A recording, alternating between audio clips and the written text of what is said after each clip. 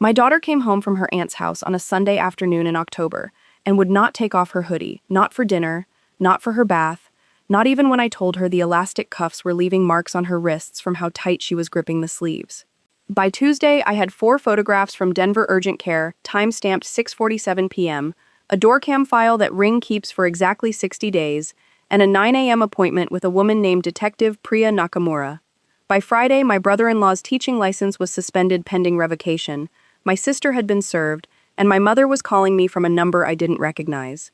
If you're watching this from a car in a school pickup line right now, hands still on the wheel, comment the city you're in, because I promise you, by the end of this, you will understand exactly why I waited 4 days to say a single word out loud.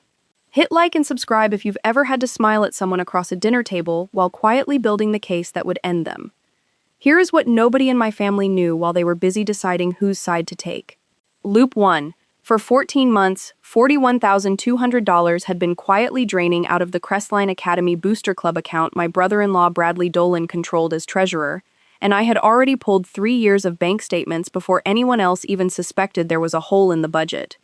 Loop 2. My sister Renata knew things about her husband that she had never told me. Not about the money, and not about what happened in that house on the weekends. I trusted her with my daughter, and the difference between what she knew and what she let me believe was going to become the second fracture line in this family. Loop 3. I am not a woman who screams.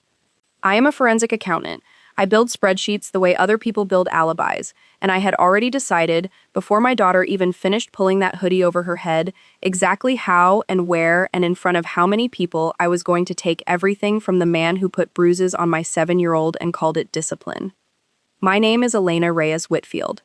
I'm 34 years old. I'm a senior partner at a boutique forensic accounting firm in downtown Denver called Caldwell & Reyes Forensic Advisory, and if you've ever wondered what it looks like when a company's numbers don't add up, and somebody needs to find out exactly which employee has been quietly bleeding it dry for 3 fiscal years, that's the work I do for a living.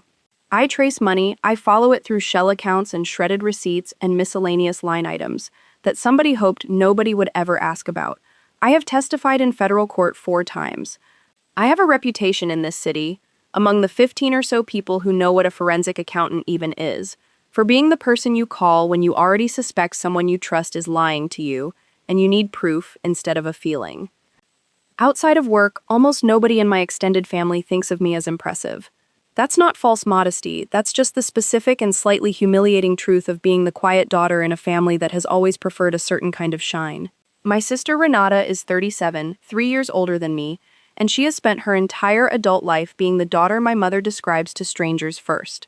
Renata is beautiful in the specific, symmetrical, camera-ready way that gets you compliments from people who've known you for 90 seconds. She married Bradley Dolan 9 years ago in a wedding that cost $68,000, most of which came out of the joint family trust our late grandfather set up, administered by my mother. And I know the exact figure because I did the trust taxes that year as a favor, and watched the number leave the account without a single conversation about whether that was fair to the two of us. Bradley teaches 6th grade social studies at Crestline Academy, a private school on the west side of Denver with a tuition of $31,000 a year and a reputation, at least among the parents who've never actually met him outside of a fundraiser, for producing exactly the kind of warm, dedicated, exceptionally patient male teacher that every mother in that PTA gushes about. He also coaches the varsity boys soccer team, and 3 years ago, the school named the East practice field after him for outstanding contribution to student character development, which is a phrase I have read on a bronze plaque more times than I can count, because Renata insisted on taking a photo of it every single time we drove past. What almost nobody outside of this family knew, until I started pulling the threads, was that Bradley Dolan's actual finances looked nothing like his public reputation. Teachers at Crestline make $62,000 a year, which I know because Renata complained about it at Thanksgiving 2 years ago, while wearing a pair of earrings that retailed for $1,100. Their mortgage on the 4-bedroom house in the Hilltop neighborhood runs $4,400 a month. Their older daughter Sophie is in competitive gymnastics, which runs another $800 a month in coaching fees alone, on top of leotards and travel meets. None of that math worked on a teacher's salary, and it had never worked, not once in 9 years, and I had always assumed, because I had never had a reason to look closely, that my mother was quietly subsidizing them the way she'd subsidized the wedding, an allowance dressed up as generosity, never discussed, never acknowledged, the kind of family money that flows one direction and everyone agrees not to name out loud. I found out how wrong that assumption was on a Tuesday in September, 6 weeks before the hoodie, when I sat down to do the annual accounting for the Reyes Family Trust, the way I have every year since my grandfather died. Mostly because my mother trusts numbers about as much as she trusts weather forecasts, and has always handed the actual math off to me the moment it got complicated enough to require a calculator. The trust held $940,000 in a mix of municipal bonds and a brokerage account, meant to be split evenly between Renata and me when our mother passed, per my grandfather's will, with small discretionary distributions permitted each year for family need, if my mother, as trustee, approved them. That September, I noticed a distribution of $18,000 that had gone out in March, listed only as Family Need RD, and another one in July for $12,000, same notation. $30,000 in 4 months, more than the trust had distributed in the previous 3 years combined, and my mother had never mentioned either withdrawal to me, despite the fact that as a named co-beneficiary, I was legally entitled to be informed of any distribution that reduced the principal I would eventually inherit. I called her. She told me it was a private matter between me and your sister, and that I was, in her exact words, doing that thing again where you make everything a forensic audit instead of just trusting your family. I let it go for 6 weeks, filed it away the way I file everything, in a folder in the back of my mind labeled things that don't add up yet, and I went back to it in earnest only after the hoodie, because that was the moment I stopped being willing to trust anything about that household on faith. I want to be precise about the day itself, because precision is the only thing that ever protects you when you're about to accuse a well-liked man of hurting a child and everyone around you would rather believe you're overreacting. Maya had spent Friday night through Sunday afternoon at Renata and Bradley's house while my husband David and I were in Aspen for a wedding, 40 minutes from cell service for most of Saturday, which is a detail that would matter enormously 2 days later. Maya is 7. She has my dark curly hair and David's easy laugh, and she is, under ordinary circumstances, a child who runs into a room and starts talking before she's fully through the doorway. When David and I picked her up from Renata's house at 4 p.m. on Sunday, she was wearing a gray zip-up hoodie that wasn't hers, sleeves pulled down over her hands, and she said maybe 6 words on the entire 40-minute drive home. I assumed she was tired. Kids get quiet after sleepovers, overstimulated, off their routine. It wasn't until bath time that night when I asked her to take off the hoodie and she wrapped both arms around herself and said, very quietly, I don't want to, that something in my chest went cold and still, in a way I can only describe as the exact opposite of panic. Panic is loud. What I felt was the sensation of every analytical part of my brain snapping into a kind of focus I usually reserve for a set of books that doesn't reconcile. I sat down on the closed toilet lid, at her eye level, and I asked her, as calmly as I have ever said anything in my life, to please show me her arms. There were 4 bruises on her upper right arm, roughly finger width, in a pattern that even without a medical degree I recognized immediately as a grip mark, the kind you get from being grabbed hard enough to leave 4 points of pressure in a line. There was a 5th bruise, larger and more diffuse, on her lower back, greenish at the edges in a way that told me, correctly, that it was at least 2 or 3 days old, meaning it happened Friday night or Saturday, not in the last few hours of the visit. I did not raise my voice. I did not cry, not yet, not in front of her.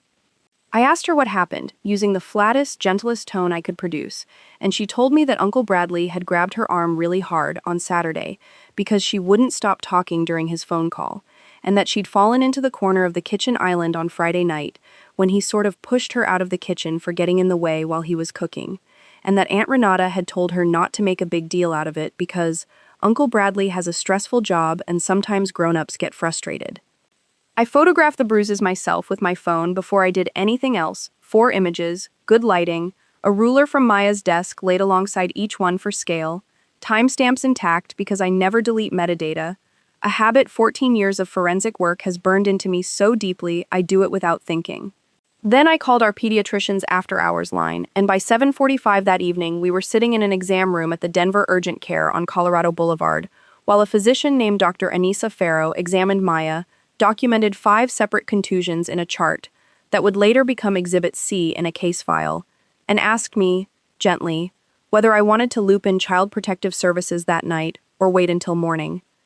I told her I wanted every photograph and every note first, time-stamped and signed, before anyone in my family had the chance to talk to Maya again and start rearranging her memory of the weekend into something smaller.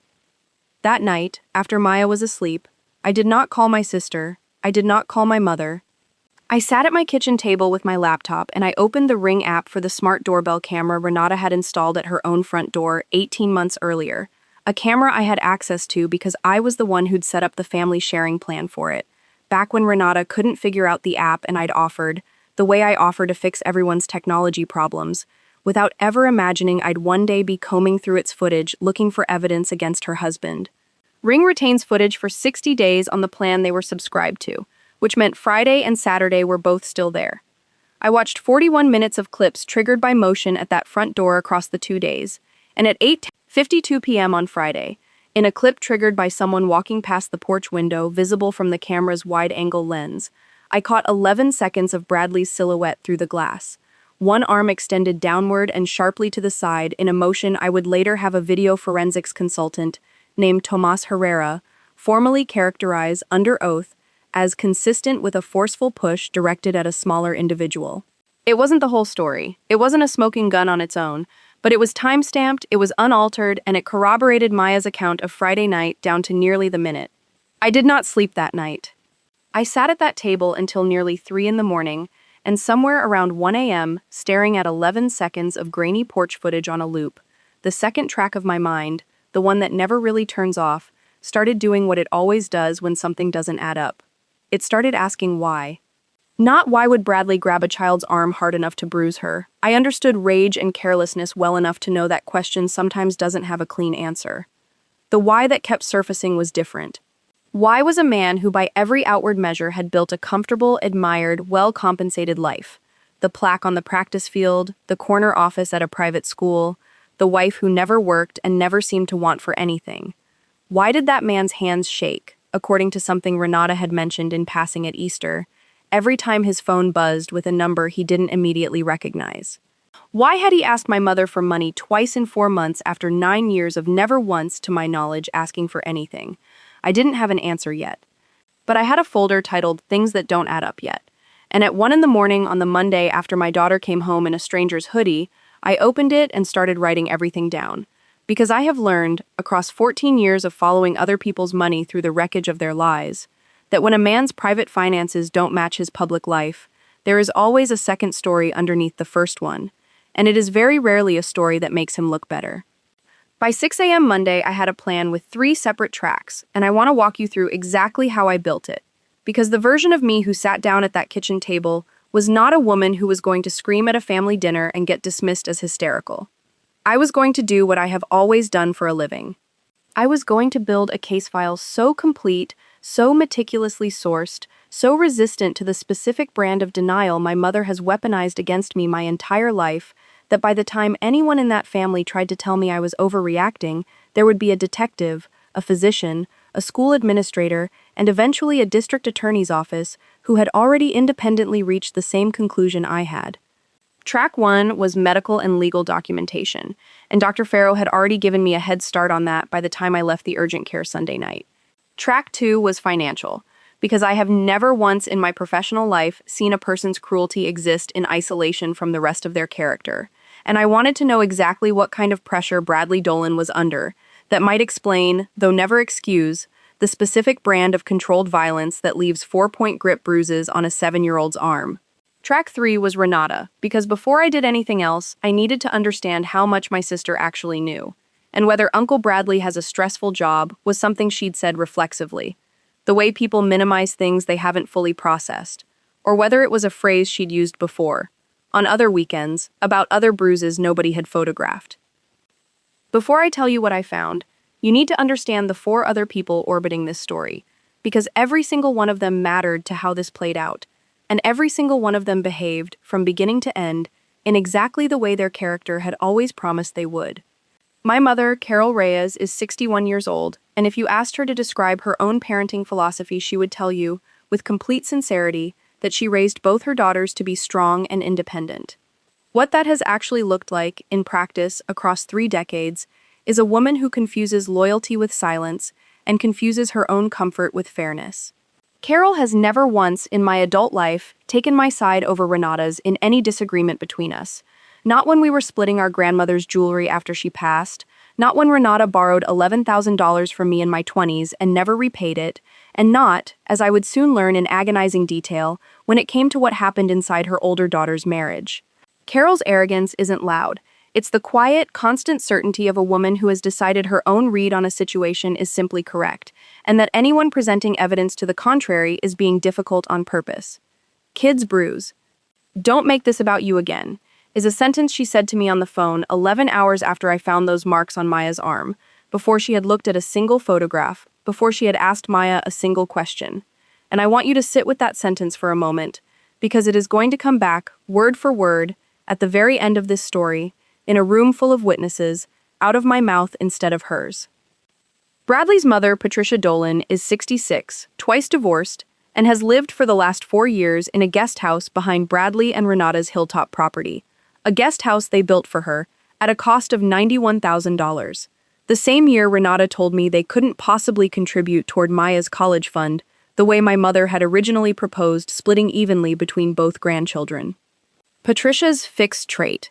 the one she repeated in nearly identical form at every family gathering I can remember for a decade, is entitlement dressed up as tradition, a running commentary on what a real family does for its elders, what a good son provides, delivered always as though the rest of us were falling short of an obligation she alone understood. She had opinions, freely shared, about how I raised Maya, about my working hours, about the fact that David and I used a nanny share 3 days a week, and not one opinion, ever, in 4 years, about her own son's finances or his temper. Bradley's younger brother, Kyle Dolan, is 34, my age exactly, and has held 6 different jobs in the 8 years I've known him, none longer than 14 months, each one ending in his telling because his employer didn't appreciate what he brought to the table. Kyle moved into Bradley and Renata's basement 2 years ago after his 4th failed attempt at a sales career, ostensibly for 3 to 4 months while I get back on my feet, and was still there, unemployed, playing video games until 2 in the afternoon most days, according to Renata's own complaints to me, eating meals Renata cooked and contributing nothing toward the mortgage or the groceries. His fixed trait is a specific, practiced laziness that always manages to look, from the outside, and especially to Patricia, like bad luck rather than choice. And then there was Sasha Kim, 26, who I did not know existed until 11 days into this investigation, a first-year teaching assistant in Bradley's department at Crestline Academy, who would turn out to be the second loop hiding inside the first one. The piece of this story that had nothing to do with money and everything to do with the specific kind of betrayal that happens inside a marriage, while everyone around it keeps applauding how solid it looks.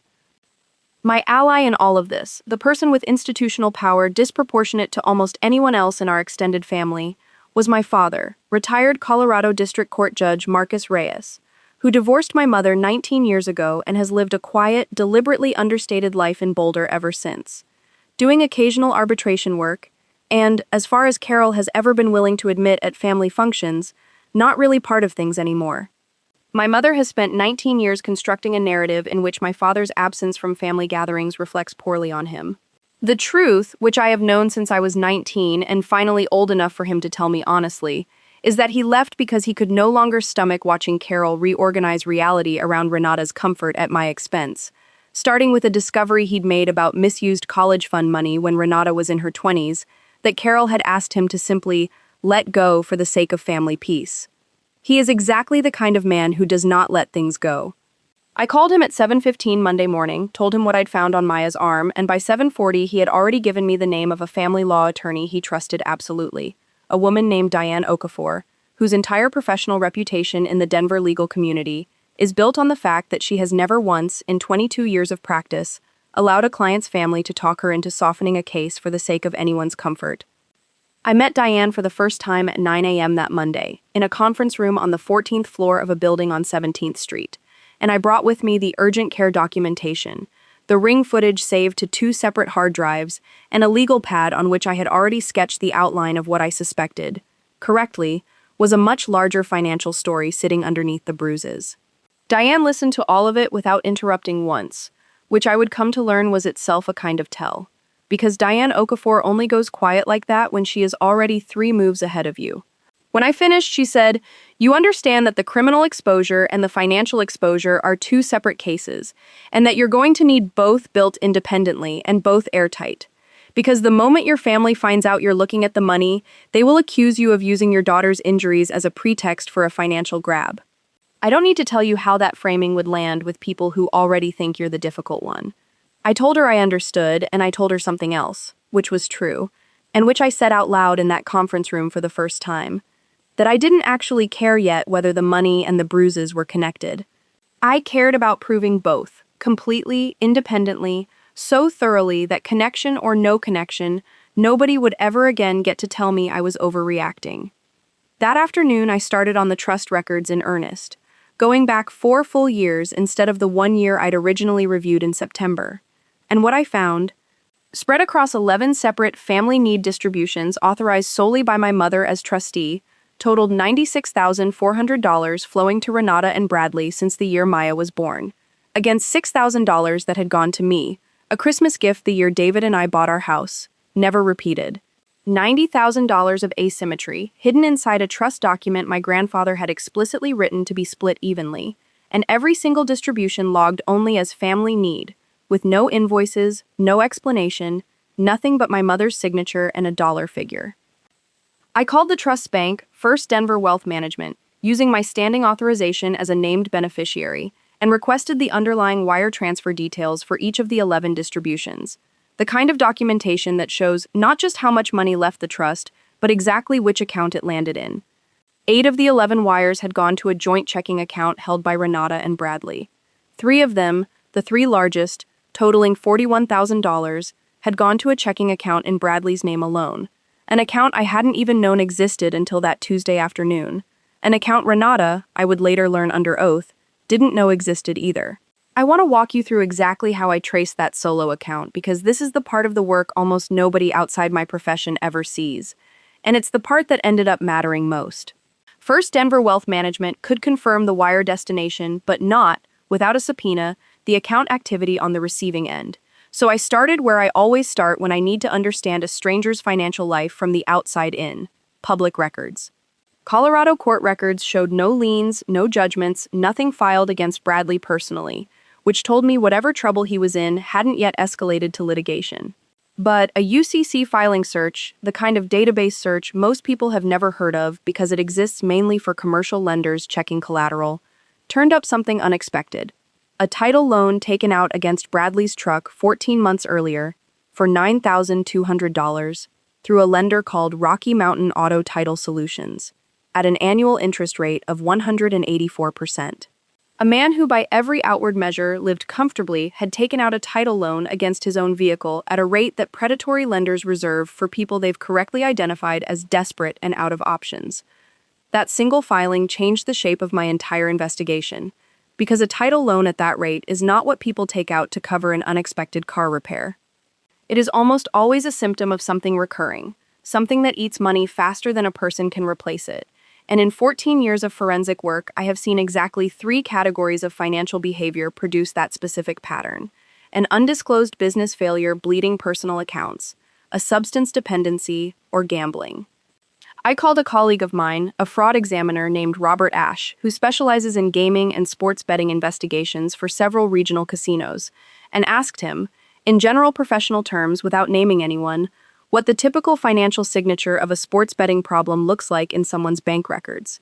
He told me exactly what to look for: small, frequent transfers to online payment processors with generic names, clustered heavily around weekend afternoons and Monday evenings, escalating in size over time, interspersed with occasional larger deposits back into the account that look, to an untrained eye, like the person is winning. Armed with that, and with Diane Okafor's guidance that anything I found through legitimate public and financial industry channels, as a co-beneficiary with standing authorization on the trust, was admissible and defensible, I requested and received, through the Trust's Bank Compliance Department, the full 24-month transaction history on the joint account Renata and Bradley shared, which as a trust distribution recipient the bank was obligated to provide upon request for audit purposes. What I found matched Robert's description almost exactly. Beginning roughly 20 months earlier, small transfers, $40, $60, $120, going out to a processor called Skyline Payments LLC, 2 or 3 times a week, clustered on Sunday afternoons during football season, and Tuesday nights the rest of the year, which I would later learn corresponded to NBA and college basketball schedules. Over 20 months, those transfers totaled $14,100 in outflows, against $6,300 in matching inflows from the same processor. A net loss of $7,800 bleeding quietly out of a household budget that, according to every conversation I'd ever had with Renata about money, was supposedly stretched thin just covering Sophie's gymnastics. $14,000 out through the joint account was one loss, but the solo account Bradley had opened, the one that had received $41,000 in trust distributions my mother authorized without telling me, told a much larger and much more damning story. Because that account was the same account, opened the same month, that received deposits from an entity called Crestline Academy Booster Club, 3 separate deposits over 11 months totaling $19,800, money that had no business ever touching Bradley's personal checking account, because as Booster Club treasurer, his only authorized role was to move funds between the club's own designated accounts and approved vendors, never into a personal account, not once, not for any reason, under the bylaws I would later obtain directly from the school. I called Diane and read her the numbers, and there was a long pause on the line before she said quietly, "Elena, I want you to understand what you're describing. You're describing embezzlement from a nonprofit booster association, layered on top of a gambling problem being funded partly by your grandfather's trust. That is not a family dispute anymore. That is 2 separate crimes, and one of them, the Booster Club money, isn't yours to investigate privately the way the trust is. That has to go to the school and, likely, the police." I told her I understood, and I told her I wanted one more day before we brought in anyone outside the immediate circle, because I still needed to understand what my sister knew, and because I needed to hear directly from Maya's own school, quietly, without alarming anyone, whether there had been any other incidents I didn't yet know about. That Wednesday, 3 days after the hoodie, I drove to Maya's elementary school, which is not Crestline, and met privately with her teacher and the school counselor, a soft-spoken woman named Mrs. Delgado who has known Maya since kindergarten, to ask, carefully and without leading them, whether Maya had said anything unusual at school in the previous weeks.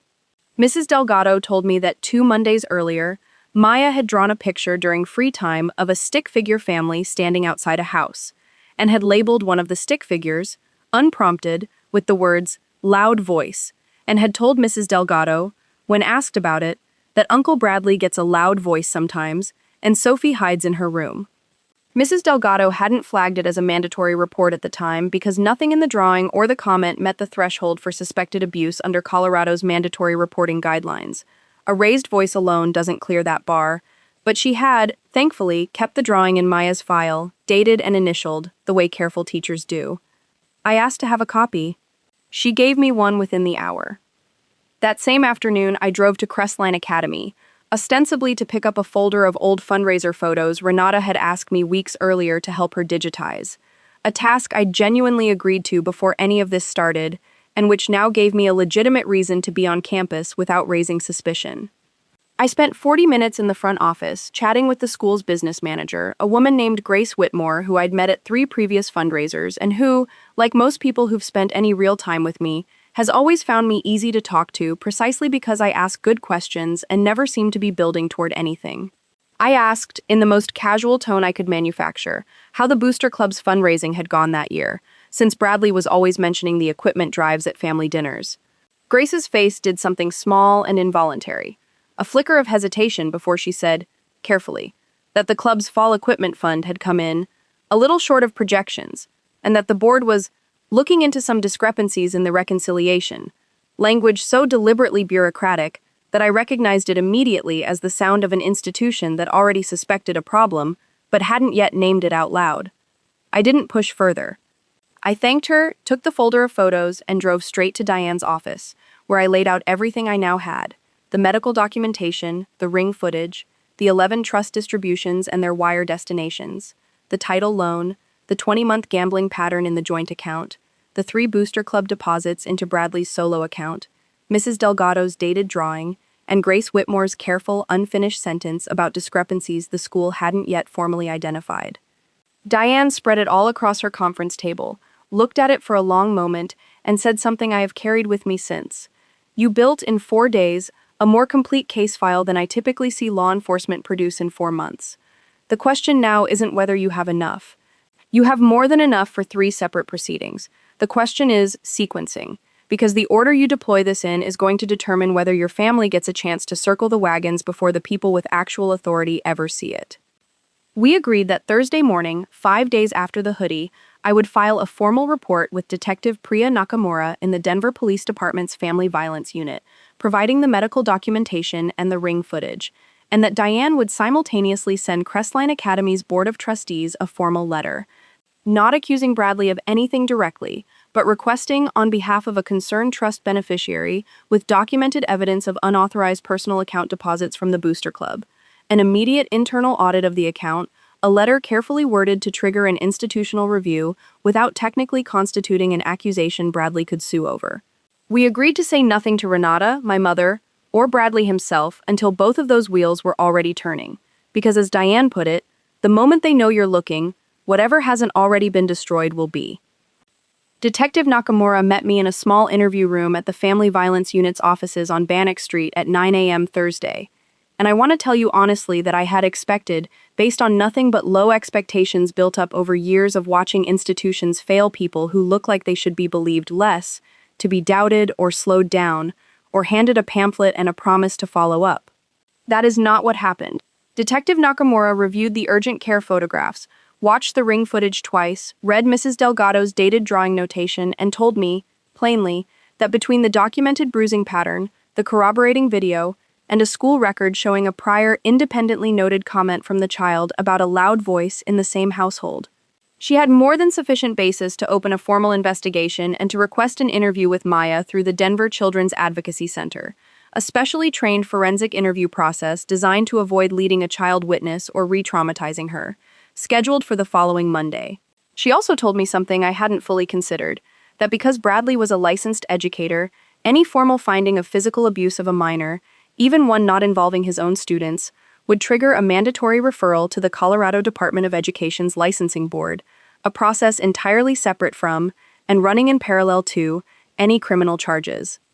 I left that meeting at 10:15 Thursday morning with a case number, a scheduled forensic interview for my daughter, and a growing cold certainty that within a matter of days, 3 separate institutions, a police department, a school board, and a state licensing authority, were all going to independently begin examining a life Bradley Dolan had spent 9 years constructing very carefully in front of my family's eyes, and that none of them had the faintest idea, yet, that the other 2 were also watching. While all of that moved forward in the background, I still had to survive being inside my own family for another 11 days before the forensic interview, the school audit, and the police investigation converged, and those 11 days taught me more about the 4 people around Bradley than the previous 9 years combined. Because once a family senses that something is wrong, everyone's fixed traits stop being background noise and start becoming load-bearing. My mother called me Sunday night, the same night I found the bruises, before I'd said a single word to anyone outside my own household, which told me immediately that Renata had called her first, framing the story before I'd had any chance to. Kids bruise. "Don't make this about you again," Carol said, 11 hours before she had seen a single photograph, and when I asked her, evenly, what exactly she thought this was about if not a 7-year-old with 4 finger-shaped bruises on her arm, she told me I had always had a flair for the dramatic when it comes to your sister, and asked whether I'd considered that Maya might have gotten those bruises playing, and you're looking for someone to blame because you feel guilty about being an Aspen. I sat with the phone against my ear in my dark kitchen and said nothing for almost 10 full seconds, because I recognized, with total clarity, that I was listening to a woman defending a story she had not yet heard, on behalf of a person she had decided, decades ago, was simply not capable of the thing being described, regardless of what evidence eventually arrived to contradict that certainty. I saw her in person the following Tuesday, at her townhouse in Cherry Creek, because I needed her to sign an affidavit acknowledging the 11 trust distributions, standard paperwork Diane needed regardless of what else happened, and Carol used the entire 40-minute visit to relitigate the same position from 3 different angles, never once asking to see the urgent care photos I had brought specifically to show her, never once asking Maya a single direct question, and instead telling me, twice, unprompted, that Renata has always struggled more than you, Elena. She needs more support. That's just who she is. A sentence I have now heard, in one form or another, at every major crisis point of my adult life, and which I finally understood, sitting in her sunroom with an affidavit she still hadn't read, was never actually about Renata's needs at all. It was about my mother's comfort. Believing me meant admitting she had spent 30 years actively organizing the family's resources, attention, and loyalty around a daughter who could, apparently, hurt a child and still be protected on reflex, before a single fact had been examined. Believing Renata cost her nothing. Believing me would have cost her everything she'd built her identity on, and Carol Reyes, I finally accepted that Tuesday afternoon, was never going to choose the more expensive option voluntarily. Patricia Dolan's fixed trait showed up 2 days later when I drove to Renata and Bradley's house, at Diane's specific instruction, to retrieve a box of Maya's belongings that had been left there over the weekend, a task designed partly to give me a legitimate reason to be inside the house one more time before everything broke open, to see, with my own eyes, whether anything looked disturbed or hastily rearranged. Patricia met me at the door of the guest house Bradley and Renata had built her, $91,000, granite countertops, a walk-in closet larger than my daughter's bedroom, and before I'd even fully explained why I was there, she launched into a monologue about how a real family doesn't air its problems to outsiders, how she had raised Bradley and his brother with a firm hand and neither of them turned out damaged, and how she hoped I understood the position this was putting Renata in, socially, at the school, as though the primary casualty of this entire situation was going to be my sisters standing at fundraisers rather than my daughter's arm. A good family provides for its own and doesn't go running to detectives, she said, and I remember thinking, with a kind of exhausted clarity, that this was a woman who had lived rent-free in a house her son couldn't actually afford for 4 years. Funded in part, though she didn't know it yet, by money embezzled from a school, and by an unauthorized trust account she'd never once questioned the source of. Kyle was in the basement the entire time, exactly where he had been every single time I'd visited that house in the past 2 years, playing a video game with the volume loud enough that I could hear gunfire through the floor vents from the guest house next door. When I came inside briefly to grab the box from the front hall closet, he called out, without getting up, without turning around, "Hey Elena, is it true Bradley's in trouble?" Renata's been crying all morning and won't tell me what's going on, and when I said only that I was there to get Maya's things, he said, "Man, this house is stressful right now. I might need to crash at my buddy's place for a bit." A sentence that told me, more clearly than anything else that week, that Kyle's entire orientation toward a family crisis unfolding around a child was to calculate within seconds what it might cost him personally and whether he needed to relocate before the costs arrived. He did not ask about Maya, he did not ask if she was okay, he asked whether the house was about to become an inconvenient place to live.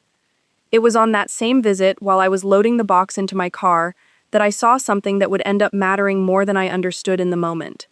Bradley's phone was sitting on the kitchen counter, screen up, charging, and a text notification appeared while I stood there for maybe 4 seconds waiting for Renata to bring out one more bag of Maya's shoes. The preview read, in full, "Please just talk to me. I can't keep pretending everything's normal at school when you won't even look at me. S."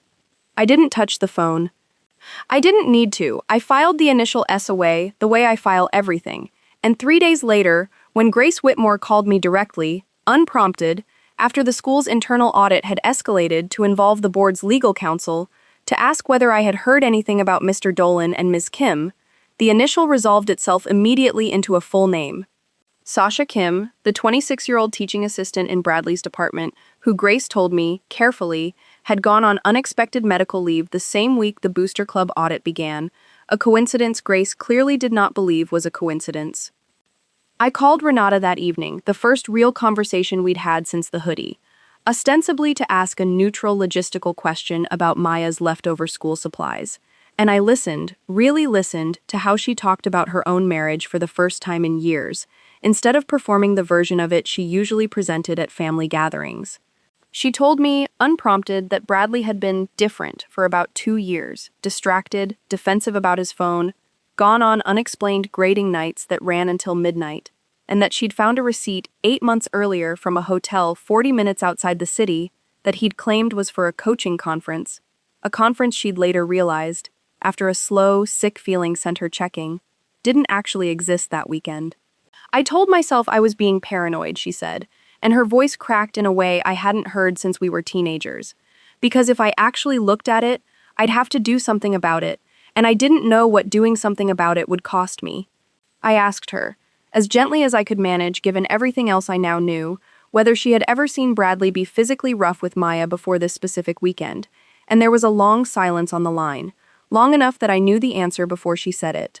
Once in the spring, she said. He grabbed her wrist pretty hard when she knocked over his laptop. I told myself it was an accident. I told myself I was overreacting the way Mom always says you overreact. She started crying, and for one strange, disorienting moment I felt something close to sympathy for my sister, the golden child who had spent her entire life being protected from consequences, discovering in real time what it actually costs to be the person everyone else's comfort depends on. That sympathy did not extend to what she said next. When I told her, as carefully and factually as I could, about the trust distributions, the title loan, and the booster club deposits into Bradley's solo account, Renata's first reaction was not shock about the embezzlement or the gambling. It was panic about exposure. "You can't go to the school with this," she said, her voice sharpening instantly out of tears into something closer to the tone Carol uses. "Do you understand what this does to us socially? Do you understand what this does to Sophie at that school? Everyone knows everyone." I told her that a 7-year-old with bruises on her arm was a more urgent problem than her social standing at a private school gala. And she said, quietly, in a sentence I will never fully forgive, "Kids bruise, Elena. You're doing exactly what Mom said you'd do, making this about proving something, instead of just handling it as a family." I hung up the phone and sat in my car in my own driveway for 11 minutes before I could make myself go inside, not because I doubted anything I'd done, but because I finally understood, completely, that my sister had known enough, for months, to have protected my daughter, and had chosen her own comfort instead, the exact same trade my mother had been modeling for both of us since we were children. I need to pause here for a second, because if you've made it this far, if you've sat with me through a phone call where my own sister defended a man who bruised my daughter's arm, rather than admit what she'd been ignoring for months, you already understand something about how these families protect the wrong person. And I promise you the next part is where every single one of them finds out exactly how much I'd already built while they were still deciding whose side to take. If any part of this has felt familiar, if you've ever had a family member ask you to stay quiet for the sake of how it looks, hit subscribe now, because what happens next is the part where I stop building the case quietly and start using it. The forensic interview with Maya took place the following Monday at the Denver Children's Advocacy Center, a converted Victorian house on Downing Street, specifically designed to feel nothing like a police station. Soft lighting, a room with a single trained interviewer, and a one-way mirror behind which Detective Nakamura and a CPS caseworker named Rosalind Ferris watched without ever entering the room themselves. A protocol built precisely to avoid the kind of repeated, leading questioning that can taint a child's testimony. I sat in a small waiting area for 55 minutes, and when the interviewer, a soft-voiced woman named Ana Cabrera, came out afterward, she told me that Maya had described, in her own words and without prompting, both incidents consistent with the medical findings, the grab on Saturday and the push on Friday, and had also mentioned, unprompted, an earlier incident from the spring that matched almost exactly what Renata had described to me on the phone days before, the wrist grab over the laptop. Two independent accounts, gathered separately, weeks apart, with no opportunity to have been coordinated, corroborating each other down to specific details neither Renata nor Maya could have known the other had disclosed. Detective Nakamura told me that afternoon that, combined with the medical documentation and the ring footage, she considered the case sufficient to seek an arrest warrant for third-degree assault against a minor, and that she'd be presenting the file to the district attorney's office within the week. The financial case moved even faster than the criminal one because institutions protecting money tend to move with a coldness that families protecting reputations rarely manage. Crestline Academy's board, after receiving Diane's letter, had brought in an outside forensic auditor from a firm called Bellwether Financial Integrity, and within 9 days that auditor had confirmed what I already knew and found something I hadn't. Not $19,800 in misdirected booster club funds, but $31,600. Spanning 14 months, including 2 instances where Bradley had submitted forged reimbursement receipts for equipment purchases that had never actually been made, vendor invoices altered with a home printer, and a font that didn't quite match the vendor's actual letterhead, a detail the auditor's report described with a precision that made my own professional instincts sit up, because forged documentation escalates a case from mismanagement, which might have ended in quiet restitution and a resignation, into fraud, which does not end quietly for anyone.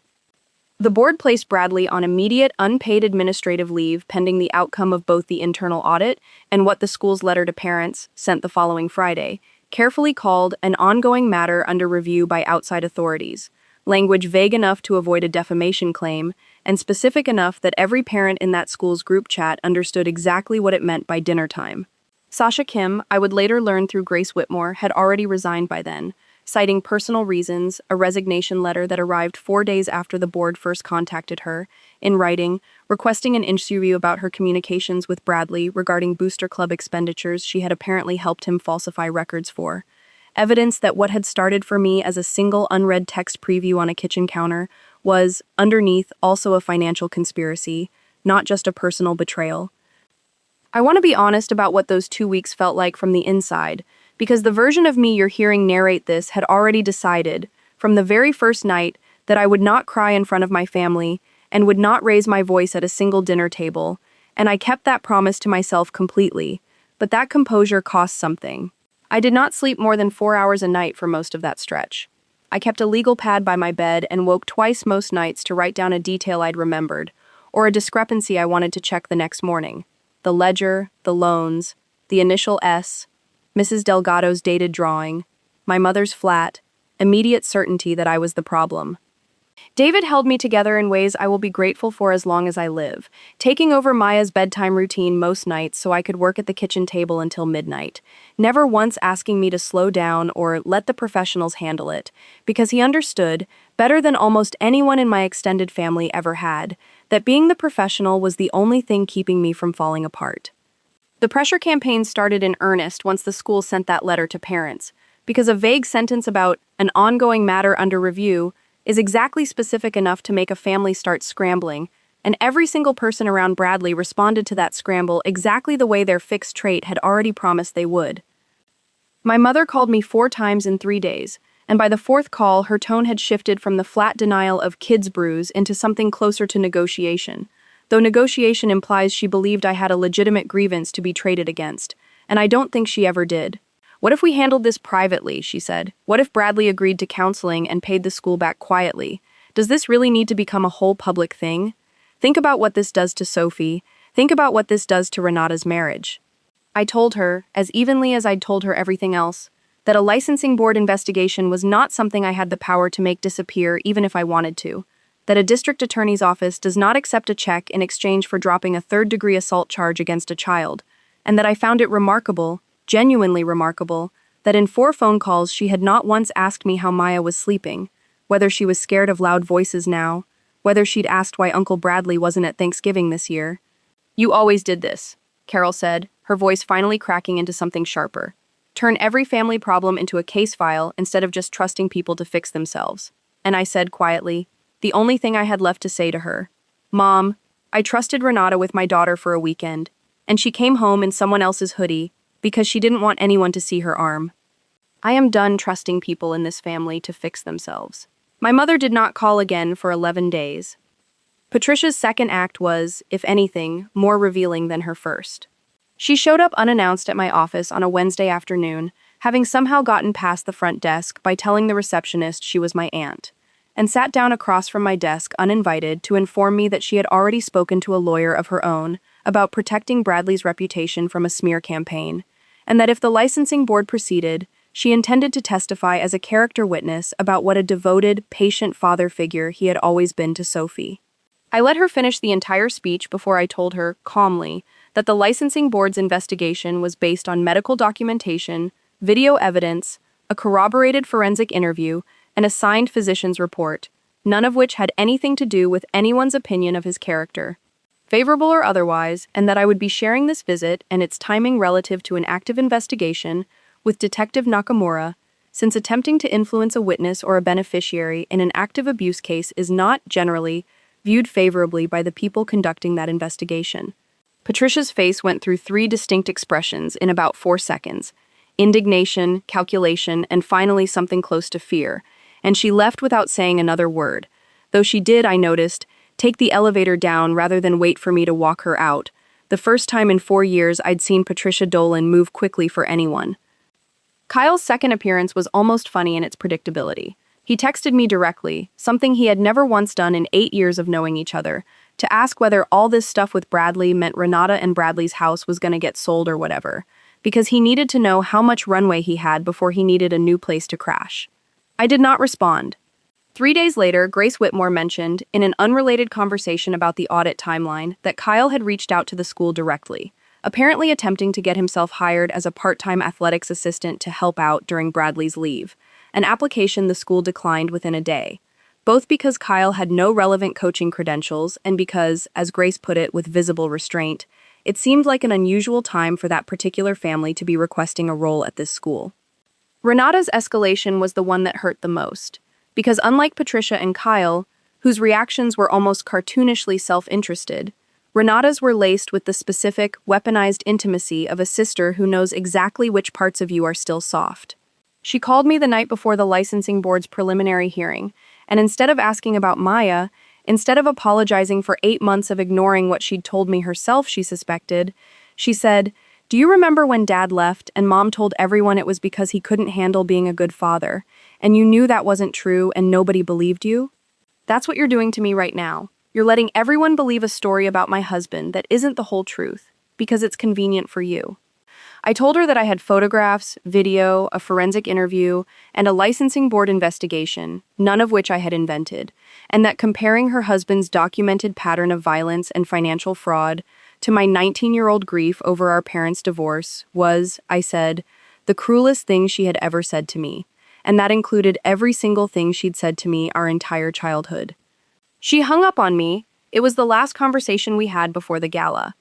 Diane and I met twice more in that final stretch, once to walk through exactly what evidence the district attorney's office had confirmed they would present at the arrest, and once, 4 days before the gala, for a conversation that would shape everything that happened at the end of this story. Crestline Academy's annual Founders Gala, a black tie fundraiser for 380 guests held every November at the Brown Palace Hotel downtown, was scheduled for that Saturday, and Bradley, despite his administrative leave, had not yet been formally removed from the program, because the board's Public Relations Council had advised against a visible, public reversal before the criminal case was formally filed, worried it would look like the school was presuming guilt. He was still listed in the printed program that had already gone to the printer 3 weeks earlier as a nominee for the school's Educator of Exceptional Character Award, an honor voted on by a parent committee back in September, before any of this had come to light, an honor he was, absurdly, still favored to win.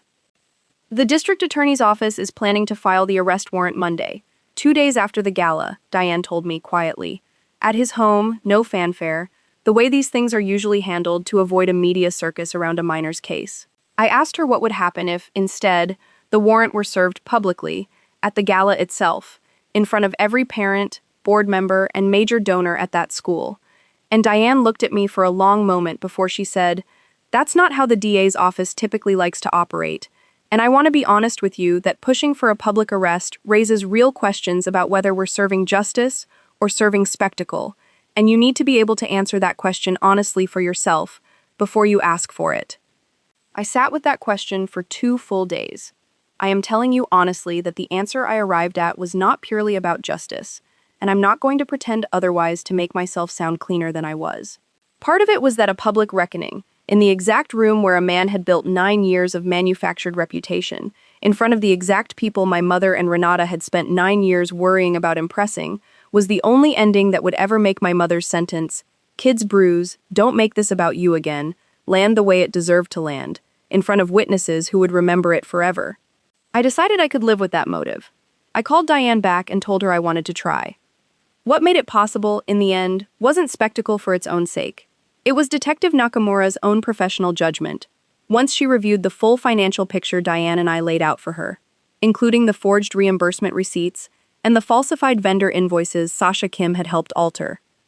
That Bradley Dolan, facing both a criminal charge for the assault and mounting awareness that the financial fraud investigation was closing in, posed a genuine flight risk if he had advance warning of a Monday arrest, particularly once the gala's program, printed with his name still in it, made clear the school hadn't yet publicly acted. She made the call herself, independent of anything I'd asked for, that executing the warrant Saturday night, at a location where he was confirmed to be present, and where an unpredictable delay carried real risk, was the more prudent choice from a pure law enforcement standpoint. I want to be honest that I was relieved by her reasoning, because it meant the ending I wanted and the ending the case required happened, for once, to be the same ending. The Brown Palace Hotel's grand ballroom on the night of the Founders Gala looks the way it has looked for 31 years running. Gold-leafed columns rising into a stained glass atrium ceiling, 380 place settings on ivory linen, a string quartet working through something classical near the bar, while a slideshow of Crestline Academy's Moments of Excellence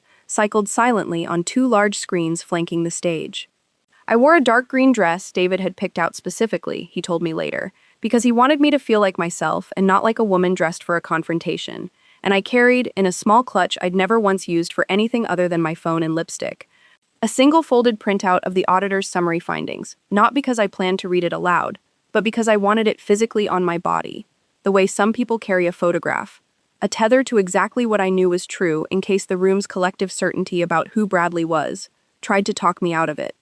I arrived at 7, an hour before the awards portion of the evening, and found my mother and Renata already seated at the table Crestline had assigned our extended family, a table Bradley's name still linked us to by marriage and by the $91,000 guest house, and by 9 years of fundraiser attendance neither Carol nor Renata had ever missed.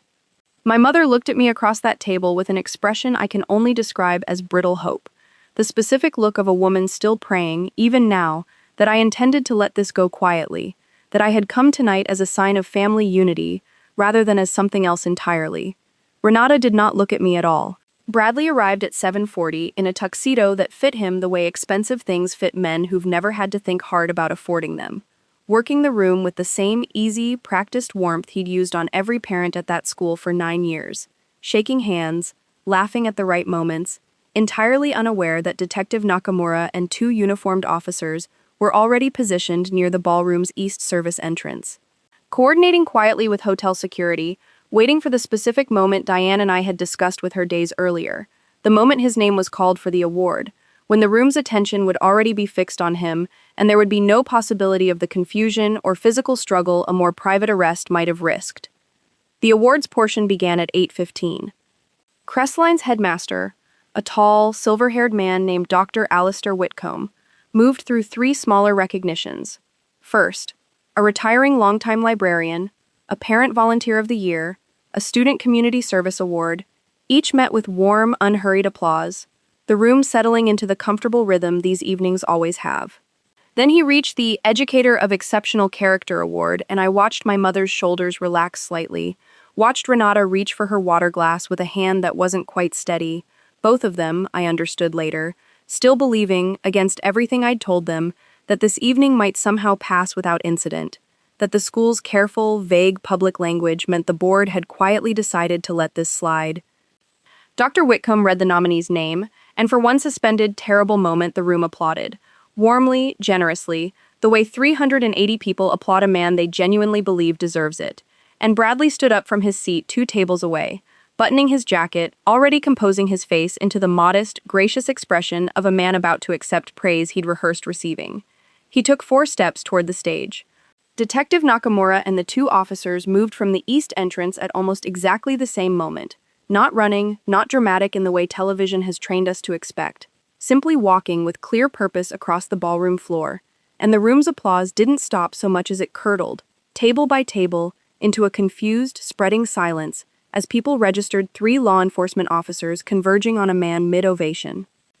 Detective Nakamura reached him 6 feet from the stage steps. I heard her say his full name, Bradley James Dolan, and the words that followed, the ones I had waited 11 days to hear spoken out loud in a room full of witnesses, that he was under arrest for 3rd-degree assault on a minor, that he had the right to remain silent, the familiar, formal cadence of a warning that suddenly sounded, in that gold-leafed ballroom, like the most important sentence anyone had said all year. Bradley's face went through the same 3 expressions Patricia's had gone through in my office weeks earlier: confusion, then a flash of something calculating, searching the room for an ally, and finally, when his eyes landed on Renata's frozen, ashen face 2 tables away and found no rescue there, something that finally looked like fear. The room did not stay quiet for long, because a ballroom full of people who have just watched a beloved teacher get handcuffed mid-award will not simply return to their salads, and it was in the rising murmur of that confusion, 380 voices asking each other in low, urgent tones what on earth was happening, that Dr. Whitcomb, visibly shaken but apparently having been briefed by the board's counsel that this moment might come, stepped back to the microphone and made the decision, I believe now the only decision he could make, to address it directly rather than let rumor fill the vacuum. "I am so sorry to interrupt this evening," he said, his voice carrying with the particular flatness of a man reading words he never imagined having to say. "But the board has been made aware, through an independent financial audit initiated 3 weeks ago, of significant discrepancies in the Booster Club's finances during Mr. Dolan's tenure as treasurer, including falsified vendor documentation, and separately, of an active law enforcement matter involving allegations of physical harm to a minor. Both matters are under formal investigation. We ask for your patience and discretion as these proceed." A gasp moved through the room in a way I have genuinely never heard a gasp move, table by table, like weather. It was in that gasp, in that specific pocket of stunned, spreading noise, that Renata stood up from our table, and I understood, watching her, that she had reached some breaking point of her own, some place past the calculation of social cost that had governed every choice she'd made for months. And she said, loud enough that the 6 or 7 tables immediately around us heard every word, "You did this. You couldn't just let us handle it privately, you had to do it here, in front of everyone. You had to make it a show." My mother reached for Renata's arm, whether to comfort her or silence her I couldn't tell, and I stood up too, because I was not going to let that particular accusation, in that particular room, go unanswered. "I didn't do this," I said, and I kept my voice level, the way I had kept it level for 11 days, though it was harder now, standing 3 feet from my sister with 200 strangers within earshot. "Bradley did this. He did it to Maya's arm, and he did it to a school's booster fund, and he did it to you, for 2 years, with a woman named Sasha Kim, while you told yourself you were being paranoid. I just stopped being the only one who knew." Renata's face went white in a way I will remember for the rest of my life, and I understood, watching her, that whatever she had told herself about the affair, whatever half-suspicion she'd buried under, "I told myself I was overreacting," she had never expected to hear the name said out loud, here, tonight, by me, in front of our mother. My mother, in the middle of that ballroom, in front of the exact social circle she had spent 30 years curating her reputation within, said the only thing she seemed to know how to say when the ground shifted under people she'd decided to protect. "This isn't the place," she said, low and sharp. "You're embarrassing this family."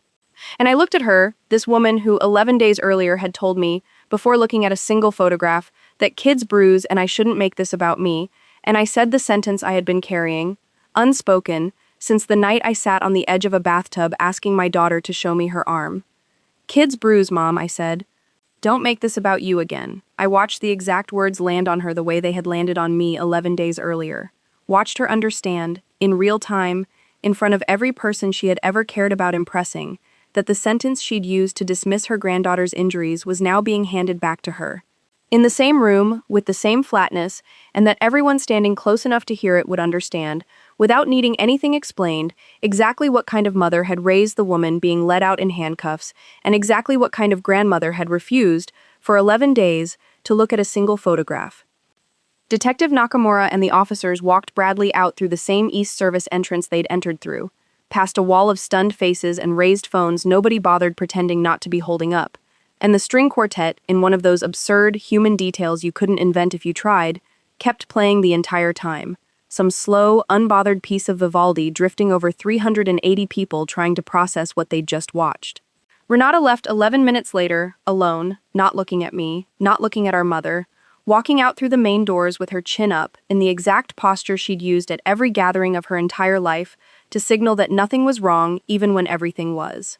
My mother sat back down at the table, very still, staring at a centerpiece of white hydrangeas, and did not say another word to me for the rest of the night, though I noticed, before I left, that she had finally taken the folded printout of the auditor's summary I'd left on the table in front of her, and was reading it, slowly, for what I believe was genuinely the first time. David had stayed home with Maya that night, and when I walked through our front door just after 10, still in the green dress, he took one look at my face and didn't ask a single question, just wrapped his arms around me in the hallway and let me stand there, finally, for the first time in 11 days, and shake. I hadn't cried once through any of it, not at urgent care, not in Diane's conference room, not watching two officers walk a man in a tuxedo out through a service door, but I cried then, quietly, into my husband's shoulder in our own front hallway, not from grief exactly, and not quite from relief either, but from the specific exhaustion of having held a single, unbroken line of composure for 11 straight days because I understood, on some instinctive level, that the moment I let it crack, someone in my family would use the crack as evidence that I'd been unstable all along. I checked on Maya before I even took off my shoes. She was asleep on her side, one arm thrown over her stuffed elephant, the hoodie she'd worn home that first Sunday long since washed and folded away in a drawer she never reached for anymore, and I sat on the edge of her bed for almost 20 minutes, just watching her breathe, before I finally let David walk me to our own room and help me out of a dress I never wore again. The weeks that followed moved with the particular, grinding slowness of institutions doing exactly what they're supposed to do, which after 11 days of racing to build a case felt, honestly, almost unbearable in its patience. Bradley was arraigned the following Tuesday and released on a $15,000 bond, with conditions that included no unsupervised contact with any minor, including Sophie, a condition that meant he moved out of the Hilltop house within the week and into a short-term rental Patricia quietly co-signed for him, a detail I learned only because Grace Whitmore, who by then had become an unexpectedly steady source of updates from inside the Crestline community, mentioned it in passing. His public defender initially signaled they intended to fight the charge, but that posture lasted exactly as long as it took the district attorney's office to formally notice their intent to introduce the ring footage, Dr. Farrow's medical documentation, and the transcript of Maya's forensic interview at trial, at which point, 4 months after the gala, Bradley accepted a plea agreement, guilty to a reduced charge of third-degree assault, 18 months of supervised probation, mandatory completion of a certified anger management and parenting intervention program, and a permanent, lifetime restriction from any employment involving unsupervised contact with minors, a condition the judge, a woman named the Honorable Renee Aguilar, added explicitly at sentencing, noting for the record that the court had reviewed evidence of a documented pattern rather than a single isolated incident, and that a man's professional reputation, however carefully constructed, did not entitle him to the benefit of the doubt a first-time, isolated allegation might otherwise deserve. The Colorado Department of Education's licensing board moved on its own, entirely separate timeline, and revoked Bradley's teaching license permanently 5 weeks after the criminal plea, citing both the assault conviction and, independently, the finding from Crestline's own forensic audit that he had knowingly submitted falsified vendor documentation to misappropriate nonprofit funds, a finding the board's written decision described, in language I read 3 times because I wanted to make sure I wasn't imagining its bluntness, as a demonstrated pattern of deception incompatible with the trust position inherent to the education profession. He would never again, under Colorado law, be permitted to hold a teaching credential in the state, a fact that mattered enormously given that education was, as far as I had ever known, the only career Bradley Dolan had ever built or wanted. The financial reckoning took longer to fully resolve than the criminal case, because untangling misappropriated nonprofit funds, an undisclosed personal checking account, and a family trust distribution scheme touched 3 separate sets of lawyers and, eventually, a civil suit. Crestline Academy's board, after completing its audit, formally referred the $31,600 Booster Club shortfall to the Denver District Attorney's Economic Crimes Unit as a second, separate criminal matter, and Bradley, facing the prospect of an additional felony theft charge on top of the assault conviction he'd already accepted, agreed to a restitution arrangement that required full repayment over 4 years, secured against future wages, a repayment schedule that meant, functionally, a significant portion of whatever he earned for the next several years, in whatever field would still employ a man with his record, would go directly back to a school he could no longer set foot on. The trust itself required a different kind of resolution entirely, one that involved my father in a way I hadn't fully anticipated when I first called him at 7:15 that Monday morning. Once the 11 improper distributions, $90,400 of asymmetric family need withdrawals my mother had authorized without informing me, became part of the broader documented record, Diane advised that I had strong legal standing, as a co-beneficiary whose interest in the trust's principal had been materially and unfairly diminished, to petition the court for either a corrective distribution restoring parity or, alternatively, for my mother's removal as sole trustee in favor of a neutral corporate trustee. I did not, in the end, want my mother formally removed, not because I'd forgiven the asymmetry, but because a public trustee removal proceeding would have dragged Maya's name and the underlying abuse allegations into probate court filings that become part of the public record. And I had already decided, somewhere around the third sleepless night, that I would give my daughter everything she needed except a courthouse full of strangers reading about her bruises for entertainment. Instead, my father, acting as an unpaid co-trustee my mother agreed to appoint alongside herself, purely, I believe, to avoid the alternative Diane had outlined, oversaw a corrective distribution of $45,200 to me from the trust's remaining principal, restoring rough parity, and going forward, every future distribution required both trustees' signatures and a written explanation, a structural change that meant, for the first time in the trust's 22-year history, that money could no longer move quietly toward whichever daughter my mother had decided, on instinct, deserved it more. It has been 14 months now since that October Sunday when Maya came home in a stranger's hoodie, and I want to tell you honestly what became of everyone in this story, because I promised myself, sitting at my kitchen table that first sleepless night, that if I ever got to the other side of this bronze, I would not soften the ending the way my family had spent 30 years softening every uncomfortable truth about themselves. I owe you the specifics, the same way I've owed you specifics this entire time, because vague endings are exactly the kind of thing people like my mother hide behind. Bradley Dolan is 39 years old and works, as of 6 weeks ago, stocking overnight inventory at a distribution warehouse off I-70.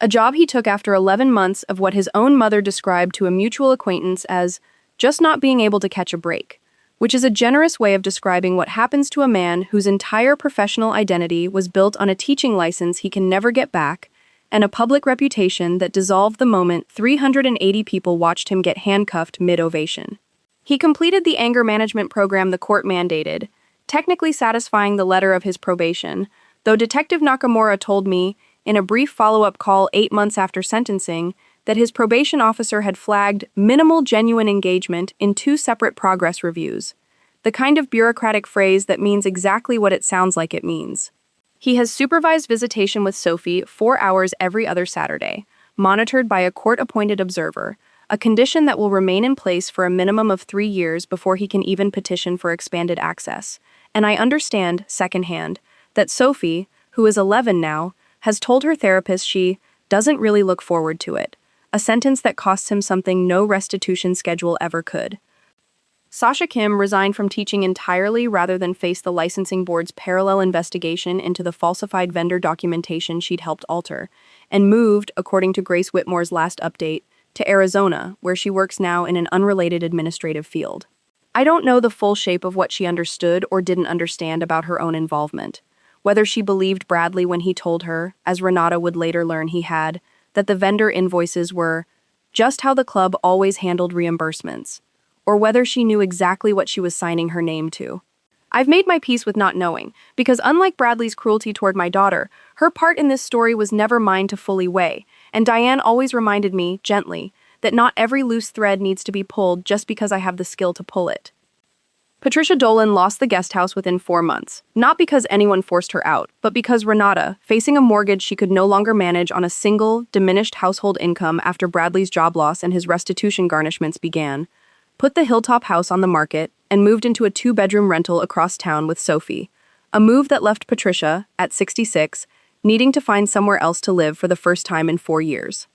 She moved in with Kyle, briefly, in the basement apartment he'd finally rented on his own, after his 6th job in 9 years, an insurance sales position he'd talked his way into 2 months after the gala using, according to a comment he made at a chance encounter with a mutual family friend, connections from Bradley's old coaching network, a sentence that suggests Kyle learned nothing from watching his brother's carefully built network collapse in a single evening, and was instead already looking for a way to stand on its remaining unstable pieces. That arrangement between Patricia and Kyle lasted, by my last information, 11 weeks before the two of them had what a family friend described only as a falling out about money, and Patricia now lives alone in a 1-bedroom apartment in Aurora, on a fixed income, and has not, as far as I know, spoken to my mother in over a year, the two of them apparently having quietly decided, without ever discussing it directly, that whatever alliance their mutual protection of Bradley and Renata had briefly created between them wasn't sturdy enough to survive the collapse of the thing it was protecting.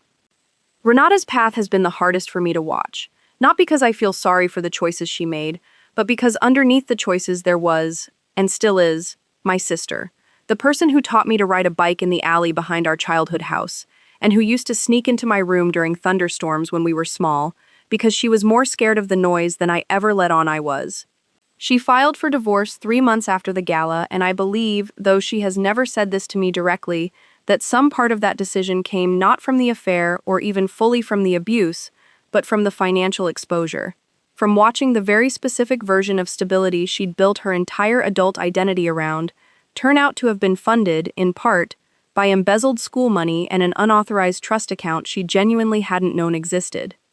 She and I spoke exactly once, in the 10 months following the gala. A stiff, careful phone call in the spring, when Sophie's school counselor recommended the girls, cousins who used to be close, have a supervised playdate, and Renata's tone on that call was polite, in the specific, exhausting way people are polite with someone they haven't fully forgiven and don't expect to.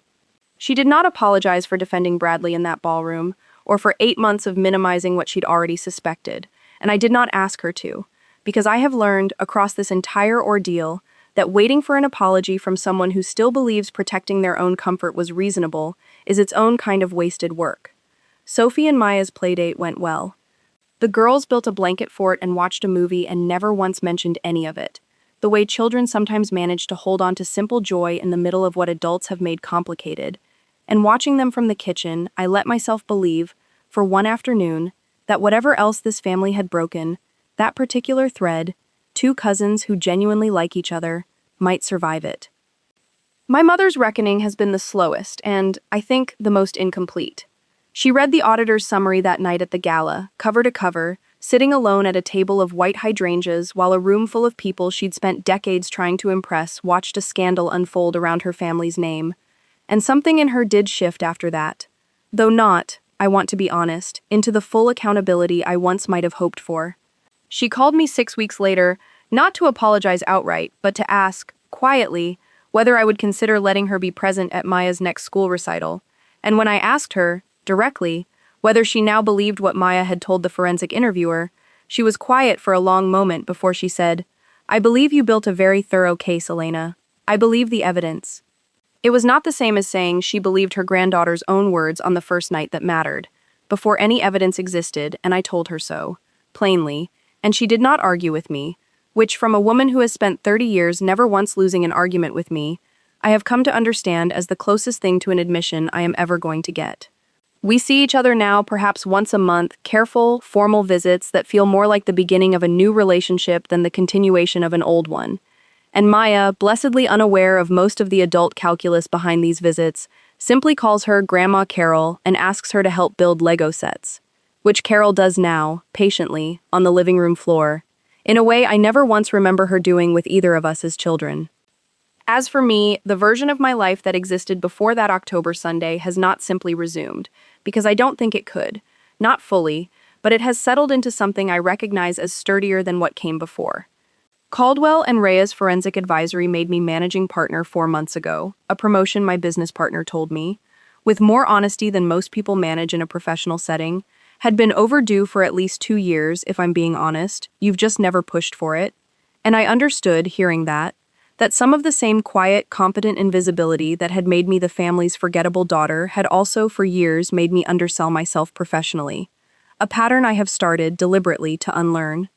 Maya turned 8 last month. She's been seeing a wonderful child therapist named Dr. Renfrew every other week since that first Sunday, and while she still, occasionally, pulls a sleeve down over her hand when she's anxious about something entirely unrelated, a habit Dr. Renfrew tells us is normal and fading. She laughs the way she used to laugh, loudly, mid-sentence, running into rooms before she's fully through the doorway, and 2 weeks ago, unprompted, she told me she wants to be a numbers detective like Mommy when she grows up. A sentence that undid me more completely, in its small, hopeful way, than almost anything else in this entire ordeal.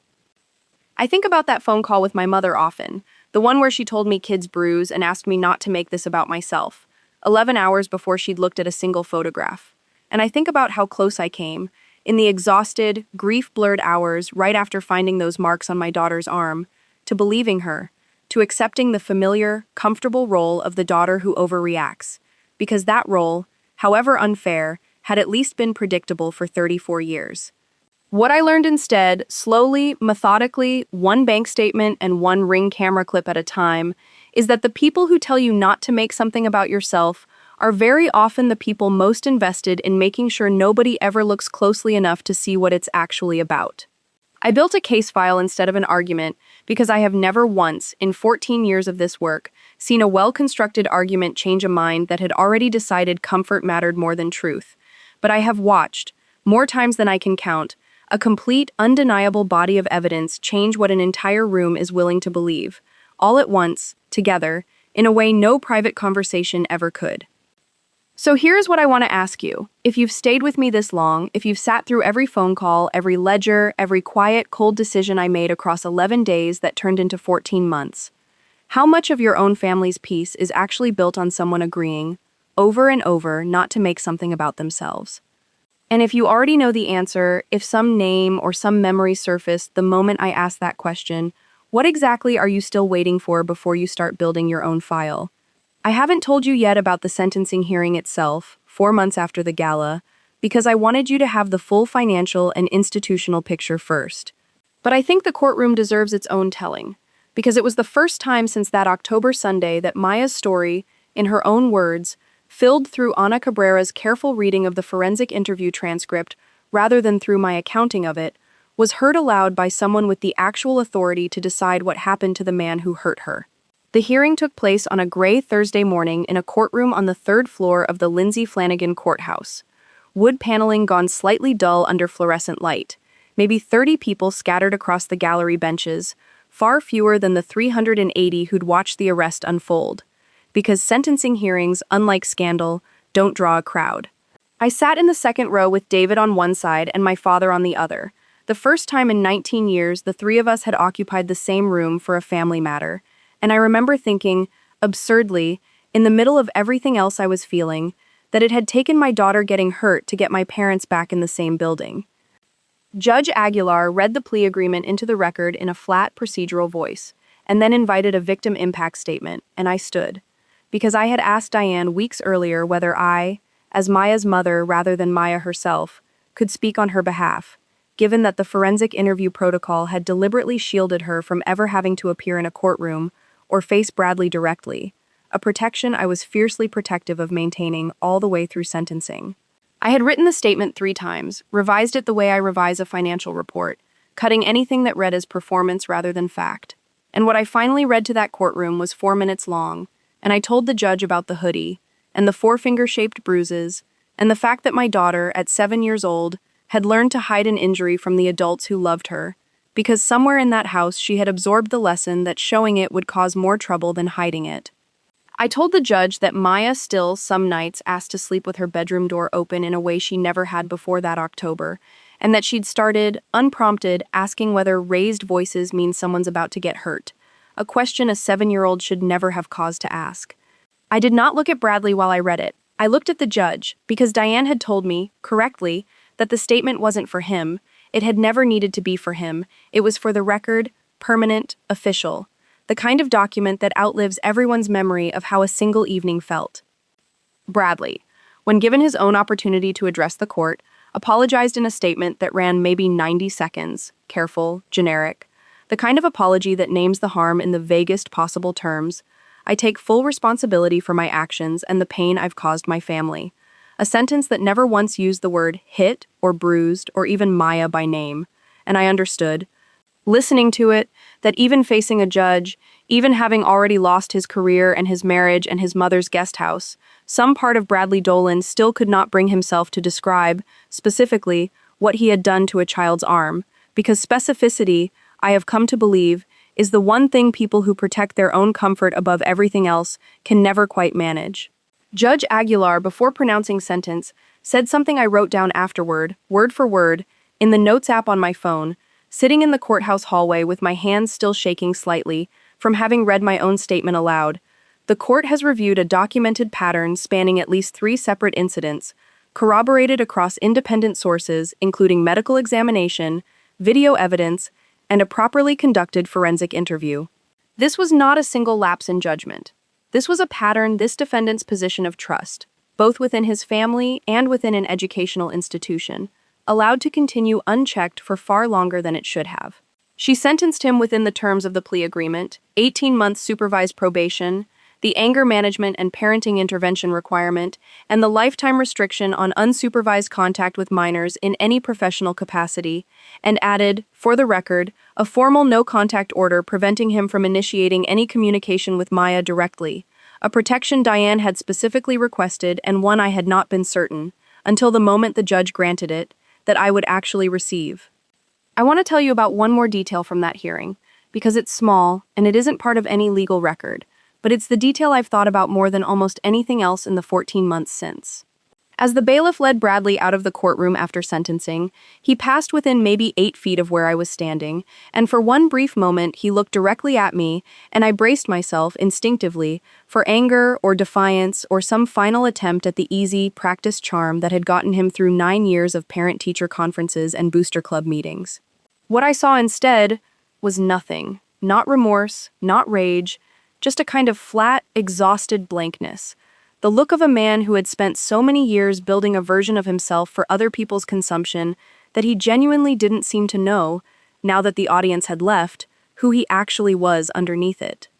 I didn't feel triumphant watching that. I felt, mostly, tired and a little bit sad in a way I hadn't expected. Not for him exactly, but for the sheer waste of it. 9 years and a teaching license and a family's trust, all of it spent building something that turned out to have nothing real inside it. I should tell you what happened to Crestline Academy's Booster Club too, because it's a small thing, but it mattered to me more than I expected. The board voted, 5 months after the gala, to formally rename the club's annual equipment fund the Student Trust Fund, a deliberate, quiet rebranding away from anything associated with Bradley's tenure, and instituted, at Grace Whitmore's specific recommendation, a dual signature requirement on every reimbursement over $500 going forward. A policy change that exists, functionally, because of exactly the kind of gap I'd found in an account I was never supposed to have reason to examine. Grace called me herself to tell me about the new signature policy, almost sheepishly, and said, "I keep thinking, if we'd had that rule 3 years ago, none of this would have gotten as far as it did." And I told her, honestly, that institutions almost always learn their best safeguards after someone's already been hurt by the absence of one, and that the only real question is whether they actually make the change once they know, which Crestline, to its credit, did. Sophie wrote Maya a letter about 4 months after the divorce was finalized, unprompted, in the careful, looping handwriting of an 11-year-old, and Renata, in the single gesture across that entire ordeal that softened something in me toward her, mailed it to our house rather than asking to deliver it in person, giving Maya the space to read it privately first. I read it after Maya did, with her permission, and it was mostly about a video game they used to play together, and a joke about their grandmother's dog, ordinary cousin things, but it ended with a single line that undid me more than almost anything an adult had said throughout this entire story. "I'm sorry my dad made your arm hurt. I didn't know until everyone found out. I hope we can still be cousins even though everything is different now." Maya wrote back the same week, a much shorter letter, mostly about a birthday party she wanted Sophie to come to, and I understood, watching my daughter fold that reply into an envelope with the particular seriousness 8-year-olds bring to important tasks, that whatever this family had broken, some part of the next generation was already, quietly, deciding not to inherit all of it. I haven't told you enough about what those 11 days actually looked like from the inside, hour to hour, because I've given you the case file version, the version with clean transitions between discoveries, and I think you deserve the messier truth too, because nobody builds a case like this without also still having to show up for the rest of their life at the same time. I did not take a single day off work during that stretch, partly because Caldwell and Reyes had a corporate fraud engagement mid-deposition prep that I couldn't hand off without real consequences to a client, and partly because I needed, desperately, the specific structure of a normal Tuesday to keep from dissolving entirely into the other thing I was building at night. I remember sitting in a conference room on the Wednesday after the hoodie, presenting a completely unrelated set of findings to a manufacturing client about inventory shrinkage at one of their regional warehouses, walking through a slide deck about missing forklift parts with a steadiness that felt, internally, like acting, while a separate part of my mind kept circling back to the 11 trust distributions, sitting open in a browser tab I'd minimized before the meeting started. My colleague Priyanka, who has worked beside me for 6 years and knows my face better than almost anyone outside my immediate family, pulled me aside afterward and asked, quietly, if everything was okay, because I'd used the word discrepancy twice in that meeting when I meant to say shortage, a mistake I never make, and I told her only that I was dealing with a family situation, which was true, and which she, mercifully, didn't push past. The school pickup line became its own small daily ordeal, because Maya's school sits 4 blocks from the elementary school Sophie also used to attend before transferring years earlier. And twice that week I found myself sitting in that line, engine idling, watching other parents chat easily through rolled-down windows about weekend plans and soccer schedules. Feeling like I was performing an entirely different, ordinary version of my life for an audience of nobody, while in my bag, zipped into an inner pocket, sat a manila folder with printed bank statements I'd started carrying with me everywhere. An old habit from casework. Never leave the physical evidence somewhere it can be misplaced or, worse, found by someone who shouldn't see it yet. I remember one afternoon in that line, a mother I vaguely knew from a birthday party 2 years earlier leaned toward my open window and asked, cheerfully, how everyone was doing, meaning the extended family, meaning, specifically, whether the rumors already starting to circulate in that small, interconnected private school world had reached her yet, and I said, everyone's fine, thanks for asking, and rolled my window most of the way up before she could ask a follow-up question. A small, necessary lie I told at least a dozen times that week to a dozen different people who had no idea what they were actually asking about. David's parents, who live in Fort Collins and have always been warmer with me, honestly, than my own mother has managed to be in 34 years, drove down unannounced on the second Saturday, the weekend before the gala, because David had finally told them, in a phone call I listened to from the next room, feeling both grateful and strangely exposed, the full shape of what was happening. David's mother, Linda, arrived with 2 casserole dishes and a hug that lasted a full 10 seconds longer than a normal hug, and she said only one thing to me directly about the whole situation, standing in my kitchen while Linda's husband took Maya out back to look at the neighbor's new puppy. You are doing exactly what any good mother would do. I need you to hear that from someone who isn't related to the people who hurt her.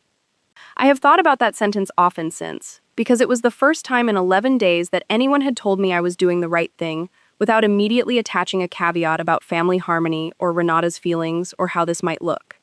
And I realized, hearing it, how starved I had been for exactly that kind of uncomplicated support, and how much of my own certainty I had been rationing out to myself in private because nobody in my immediate family of origin was offering it.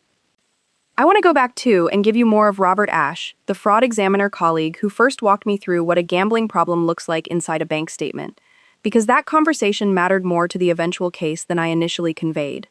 Robert and I met for coffee on the Wednesday of that first week, at a shop 2 blocks from my office, and he spent almost 40 minutes, unprompted, walking me through the broader pattern he'd seen across dozens of cases over his career. Not just the frequency and clustering of the transfers, but the specific psychological signature that tends to accompany them.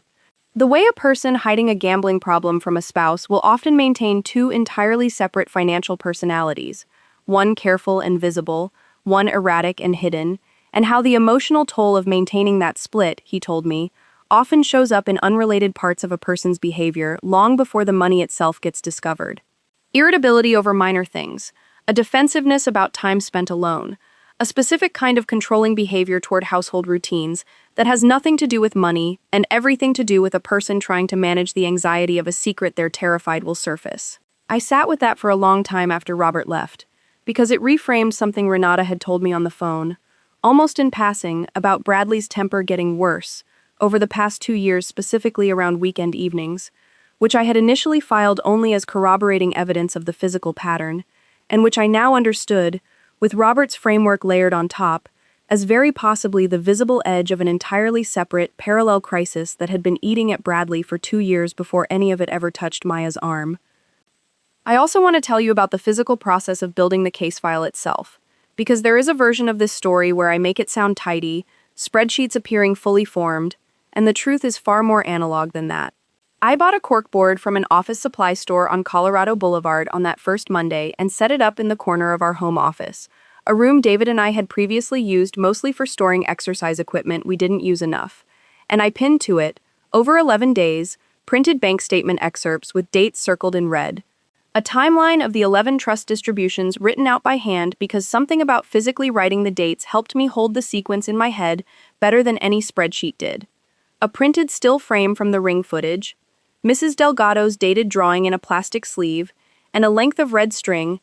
an object I bought half ironically from the same office supply run, and ended up using with complete sincerity, connecting the March title loan to the first gambling transfer cluster to the first improper trust distribution 3 weeks later. A visual chain that made a pattern obvious to my eyes in a way that rows of numbers, for all my professional comfort with them, sometimes obscure. David found me in that room at 1 in the morning on the Thursday before the gala, staring at that board, and he didn't say anything about how it might look to an outsider, a woman surrounded by red string and printed bank statements at 1 in the morning. He just brought me a cup of tea and sat with me in silence for 20 minutes before we both went to bed, and I think that quiet, undramatic presence, more than any single piece of evidence on that board, is what actually got me through those 11 days intact.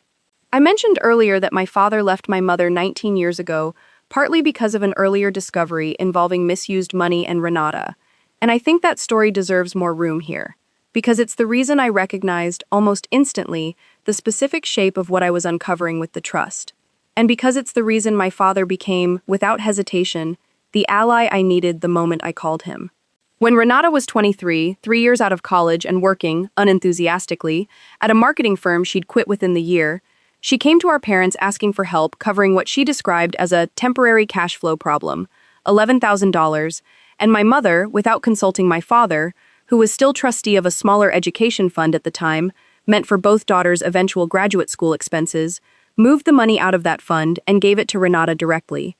My father discovered it 4 months later doing routine tax paperwork, the same unglamorous, procedural way I would discover the trust distributions myself over a decade later, and when he raised it with my mother, asking, reasonably, why a fund meant for both daughters had been unilaterally reduced by $11,000 without any documentation of what the money was actually for, my mother told him, almost word for word what she would tell me 19 years later about a very different sum of money, that it was a private matter, and that he was making something small into a whole issue. He asked her, directly, whether she intended to do the same for me if I ever needed similar help, and she told him, and I only learned this detail years later, directly from him, on a long car ride when I was 19, and finally old enough for the full truth, that her answer had been, Elena's never going to need it the way Renata does, you know that. That sentence, more than any single argument that followed, was what finally convinced my father that he was watching a pattern rather than a lapse, a foundational, permanent asymmetry in how my mother weighed her 2 daughters' needs, one she was never going to examine honestly on her own, and he filed for divorce 8 months later. I was 15 when they separated, and for years afterward I absorbed the family's dominant narrative about it almost without question, the story my mother told at every holiday gathering where my father's absence needed explaining, that he had checked out, that he'd never really been a family man, a story that conveniently required nobody to ever mention $11,000 or the specific, quiet asymmetry that had prompted it. I didn't get the full, honest version until that car ride at 19, driving back from a college visit, my father finally deciding I was old enough to hear it without it destroying whatever relationship I still had with my mother, and I remember sitting in the passenger seat feeling something shift permanently in how I understood my own childhood. A retroactive recognition of dozens of smaller moments, birthday gifts that were somehow always more generous for Renata, curfews that were somehow always more flexible for her, that I had spent years quietly cataloging without ever having language for the underlying pattern. I think that car ride is the actual origin point of the woman who, 15 years later, sat at a kitchen table at 1 in the morning building a case file instead of having an argument. Because my father taught me, that afternoon, that the only thing that had ever actually moved my mother even slightly toward honesty was documentation she couldn't talk her way around, and I have built my entire professional life, without ever quite naming it this directly to myself until I wrote this account, around that single formative lesson. Renata, for her part, grew up inside the exact same asymmetry from the opposite angle. And I want to be fair to her here, even now, even after everything, because I don't think a childhood spent as the perpetually favored daughter is actually a neutral or uncomplicated thing to survive either. Being the child a parent believes can do no wrong means never fully learning how to sit with your own mistakes, because someone has always been available to explain them away for you before you had to. I think, watching my sister's marriage collapse in slow motion over the past 14 months, that some of what made her capable of looking at her own suspicions about Bradley and choosing, repeatedly, to file them under overreacting was the exact same muscle our mother had spent 30 years training in both of us, just pointed inward instead of outward. I was trained to distrust my own read on things until I had proof. Renata was trained to distrust anyone else's read on things until it became undeniable. Neither version is a healthy way to move through a family, and I say that now with something closer to sadness than anger, though I want to be honest that the sadness didn't arrive until many months after the anger had already done its necessary work. I should also tell you more about Dr. Renfrew, Maya's therapist, because Maya's recovery has been as much a part of this story as anything that happened in a courtroom or a ballroom, and it deserves more than a passing mention.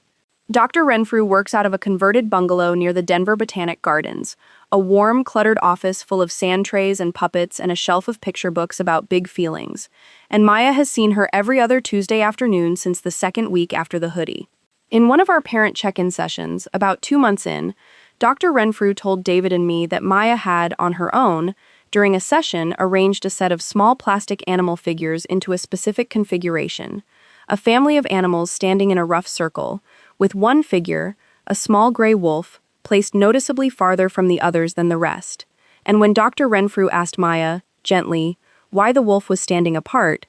Maya had said, because he doesn't get to be close anymore, he made a choice. A sentence that a 7-year-old should not, by any fair measure, need to have the emotional vocabulary to construct. And that told us, more clearly than any clinical assessment, that on some level our daughter had already begun the slow, necessary work of understanding consequence and safety as two connected things rather than two separate abstractions. Maya doesn't ask about Bradley much anymore, though for the first several months she asked, periodically, whether he was still in trouble or whether he would come to Thanksgiving. Questions I answered as honestly and simply as her age allowed. That he had done something that hurt her, that grown-ups whose job it is to keep kids safe had decided he couldn't be around kids without someone else watching, and that this was a grown-up's consequence for a grown-up's choice, not something she had caused or could have prevented. Dr. Renfrew has told us, consistently, that Maya's trajectory, viewed against the broader population of children who experience a single documented pattern of physical harm from a trusted adult followed by swift, believed, validated intervention, looks genuinely encouraging, and I hold on to that phrase, swift, believed, validated intervention, because it is,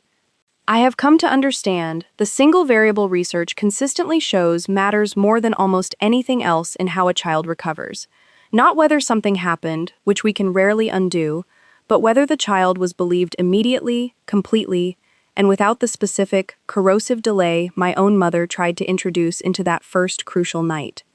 I want to go back and give you more of Diane Okafor's process too, because the way she built the legal architecture around what I'd found mattered enormously, and it's the part of this story most people never think to ask about when they imagine what it takes to actually hold someone accountable, inside a family that would rather protect its reputation than its most vulnerable member.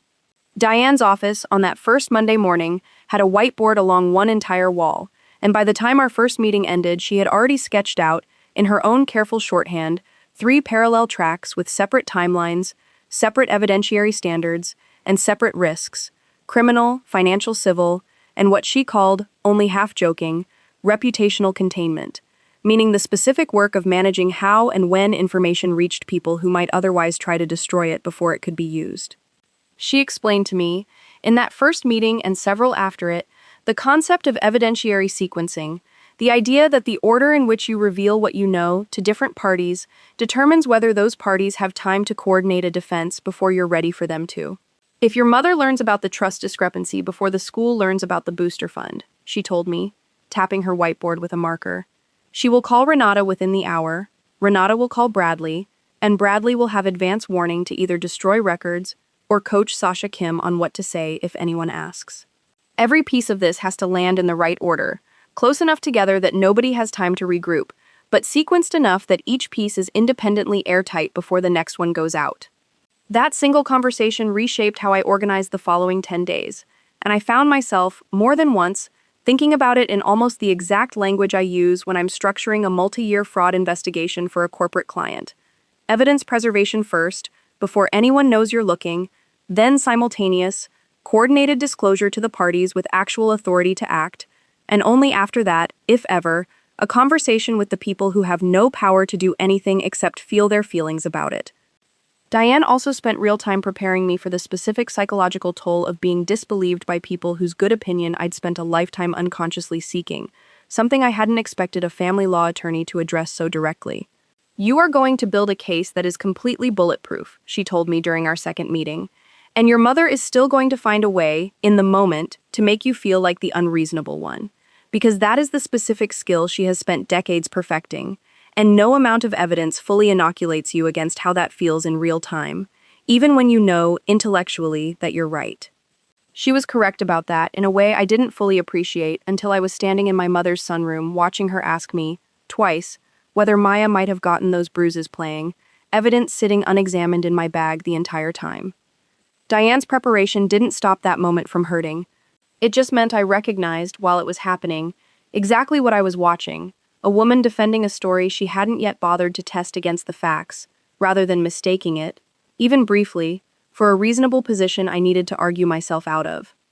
The coordination for the gala arrest itself involved more moving parts than I initially understood, and Detective Nakamura walked me through the logistics in more detail than I've mentioned so far. Partly, I think, because she sensed I needed the reassurance of a fully mapped plan, the same way I need a fully reconciled ledger before I'll sign off on an audit. She met with the Brown Palace's head of security, a former Denver police officer named Terrence Boone, 4 days before the gala, to walk the ballroom's layout, identify the East Service entrance as the lowest visibility approach, and confirm the timing of the awards program with Dr. Whitcomb's office, so the arrest could be timed to a moment when Bradley's location in the room would be both predictable and central, rather than attempting to locate him in a moving crowd of 380 people. She also coordinated, quietly, with the district attorney's victim advocate unit to ensure that if Maya's case came up in any conversation that night, no member of law enforcement would say anything to media or bystanders that identified my daughter by name or specified the nature of the allegations beyond the general charge, a level of care I hadn't thought to ask for and was deeply grateful someone with more experience than me had already built into the plan. "We do this because reputations recover faster than children do," she told me the night before the gala on a final phone call to confirm logistics. "And our job is to protect the second thing, not manage the first one."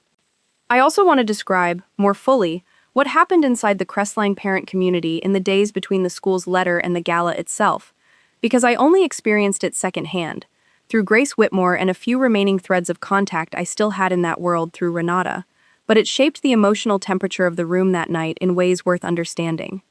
The letter went out on a Friday afternoon, and by Saturday morning, according to Grace, the private parent group chat for Bradley's homeroom class alone had generated over 400 messages, oscillating between disbelief, defensiveness from parents whose children adored him, and a smaller, quieter thread of parents who mentioned, for what Grace described as apparently the first time any of them had said it aloud to each other, moments over the years when Bradley's discipline with a distracted or disruptive student had felt, in retrospect, harder than it needed to be. A grabbed shoulder here, a raised voice there, nothing anyone had reported at the time, because nothing about it had crossed whatever threshold each individual parent had privately set for worth making a fuss about. I think about those messages often, the ones that surfaced only after the letter gave people explicit permission to reconsider things they'd already quietly noticed and dismissed, because it's the exact same mechanism that let Renata minimize a wrist grab in the spring and let me nearly accept my mother's framing on that first phone call. A specific, human tendency to file away discomfort as an aberration rather than a pattern, until someone else's evidence forces the reclassification. I want to circle back to and tell you more about the specific mechanics of how my father and I finished restructuring the trust, because the paperwork itself, dry as it sounds, became one of the more emotionally significant afternoons of this entire year for me. We met at First Denver Wealth Management's downtown branch on a Tuesday in February, 3 months after the gala, in a small consultation room with a view of the Daniels and Fisher clock tower, and the trust officer assigned to walk us through the co-trustee designation, a methodical man named Grigor Petrov who had clearly handled far more contentious family trust disputes than ours, laid out the amended governing document across the table between us. My mother arrived 12 minutes late, which I noted, out of old habit, the way I note every timestamp, and sat across from my father for the first time in 19 years in anything other than a brief, forced holiday exchange, and I watched something pass between them that wasn't quite warmth but also wasn't the cold, performative civility I'd grown used to at every family gathering since their divorce. My father asked her, directly and without any edge in his voice, why she'd never told either of us about the 11 distributions. And my mother, after a long pause, said something I hadn't expected. Because I knew, if I explained it out loud, I'd have to admit I was choosing. Grigor Petrov, to his credit, gave us the moment without rushing the paperwork, and I signed the amended trust agreement 20 minutes later feeling, for the first time in longer than I could remember, that some structural piece of my family's foundation had actually been repaired rather than merely papered over. That signature also came with a number that mattered to me more than I expected it to when Diane first mentioned it months earlier. The corrective distribution, $45,200, arrived in my account on a Thursday in March, and I did not spend a single dollar of it on anything practical for almost 6 weeks, partly out of some superstitious reluctance to treat it as ordinary money, and partly because I genuinely didn't know, at first, what I wanted it to become.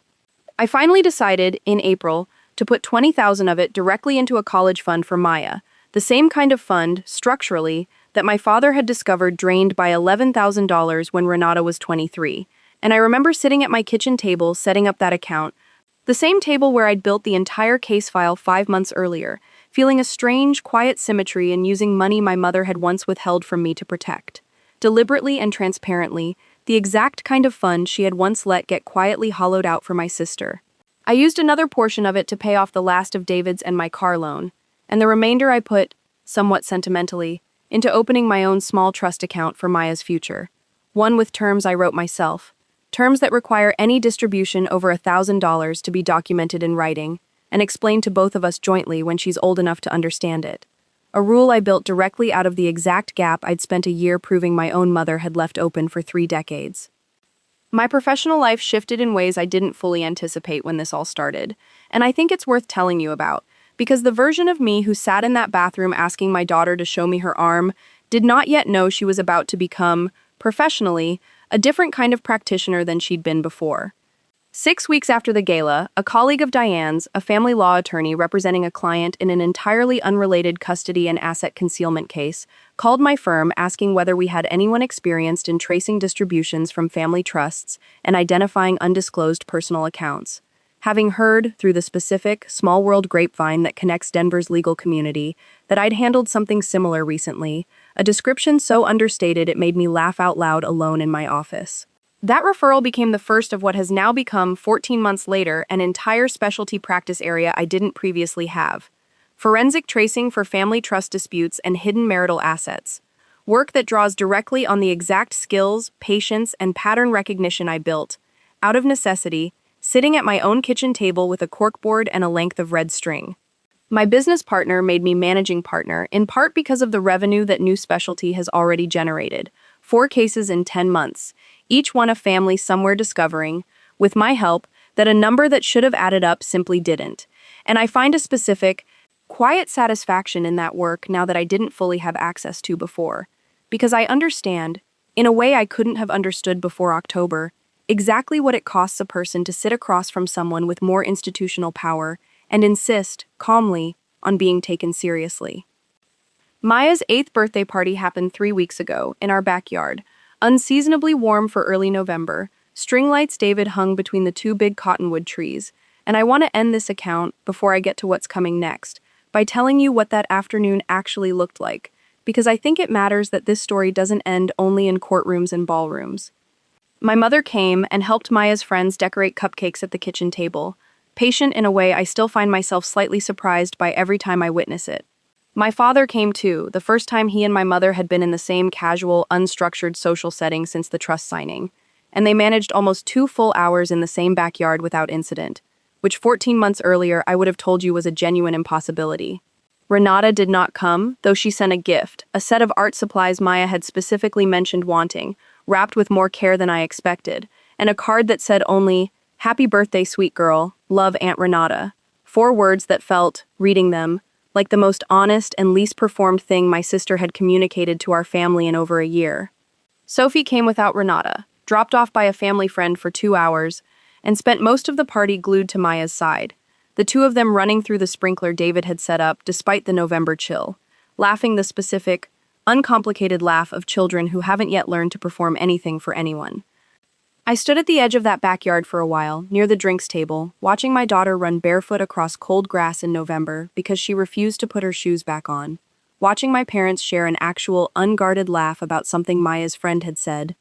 Watching Sophie push Maya on the tire swing David built the summer before all of this happened. And I thought, standing there, about the specific version of myself who sat on the edge of a bathtub 14 months earlier asking a 7-year-old to please show me her arm. A version of me who had no idea yet how far that single, quiet request was about to take her. I don't think that woman in the bathroom knew, not really, that she was about to end a marriage, dismantle a financial scheme, restructure a family trust, and stand in a ballroom handing her own mother's cruelest sentence back to her in front of 300 strangers. She only knew, in that moment, that her daughter had stopped taking off her hoodie for reasons that mattered, and that whatever those reasons turned out to be, she was going to find out, completely, before she let anyone tell her she was overreacting. I started seeing my own therapist in December, 2 months after the hoodie, at Diane's gentle but persistent suggestion, because she'd noticed, correctly, that I had built an entire elaborate architecture for processing everyone else's accountability, without building anything at all for processing my own grief. And I want to tell you honestly that it took me almost 4 sessions before I could say out loud,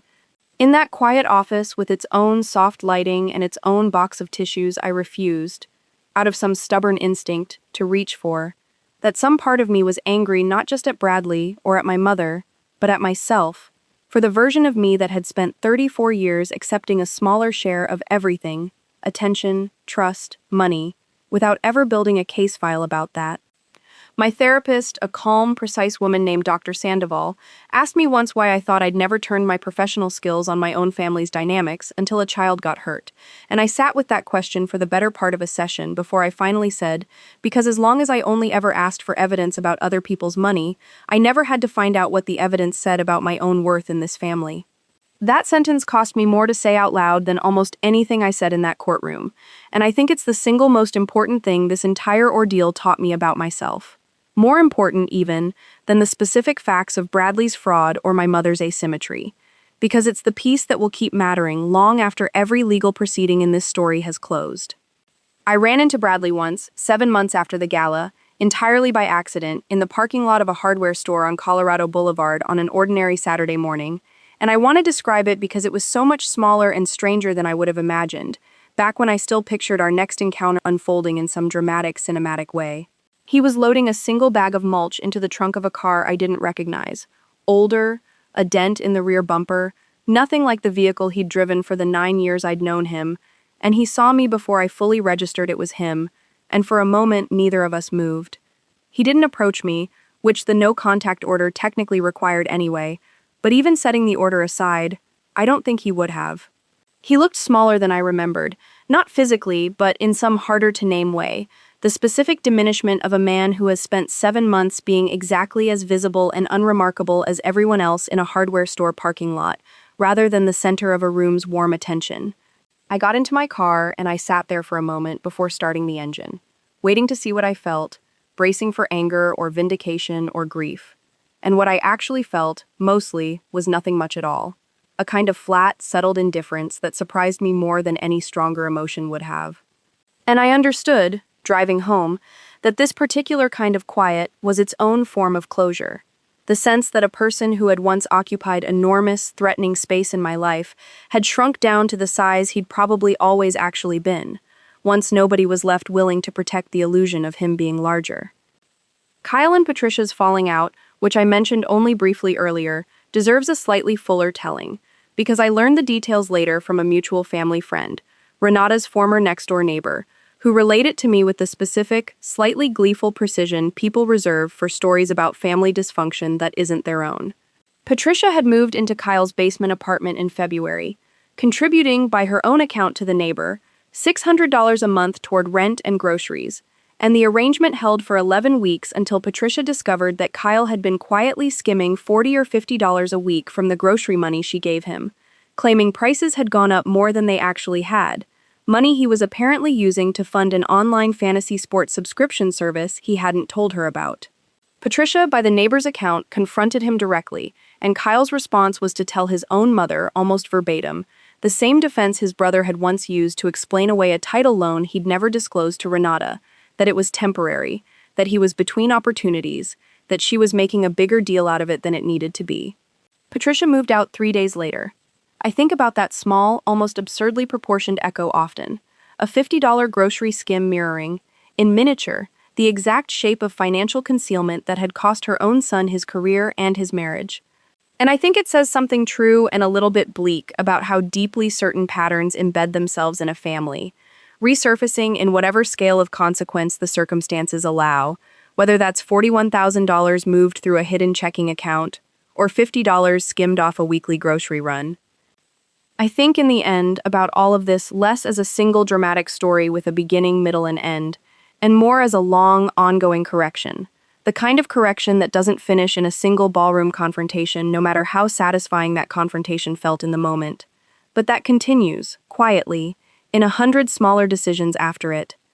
In a co-trustee signature requiring 2 names instead of 1, in a dual signature policy on a school's reimbursement forms, in a mother who now asks, before doing anything else, whether I believe the evidence, rather than assuming she already knows the answer.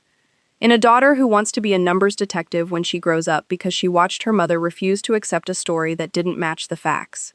I don't think any of us, walking into that gala 14 months ago, imagined the correction would keep unspooling this long, touching a hardware store parking lot and a basement apartment and a college fund I opened with money my grandfather always meant for me.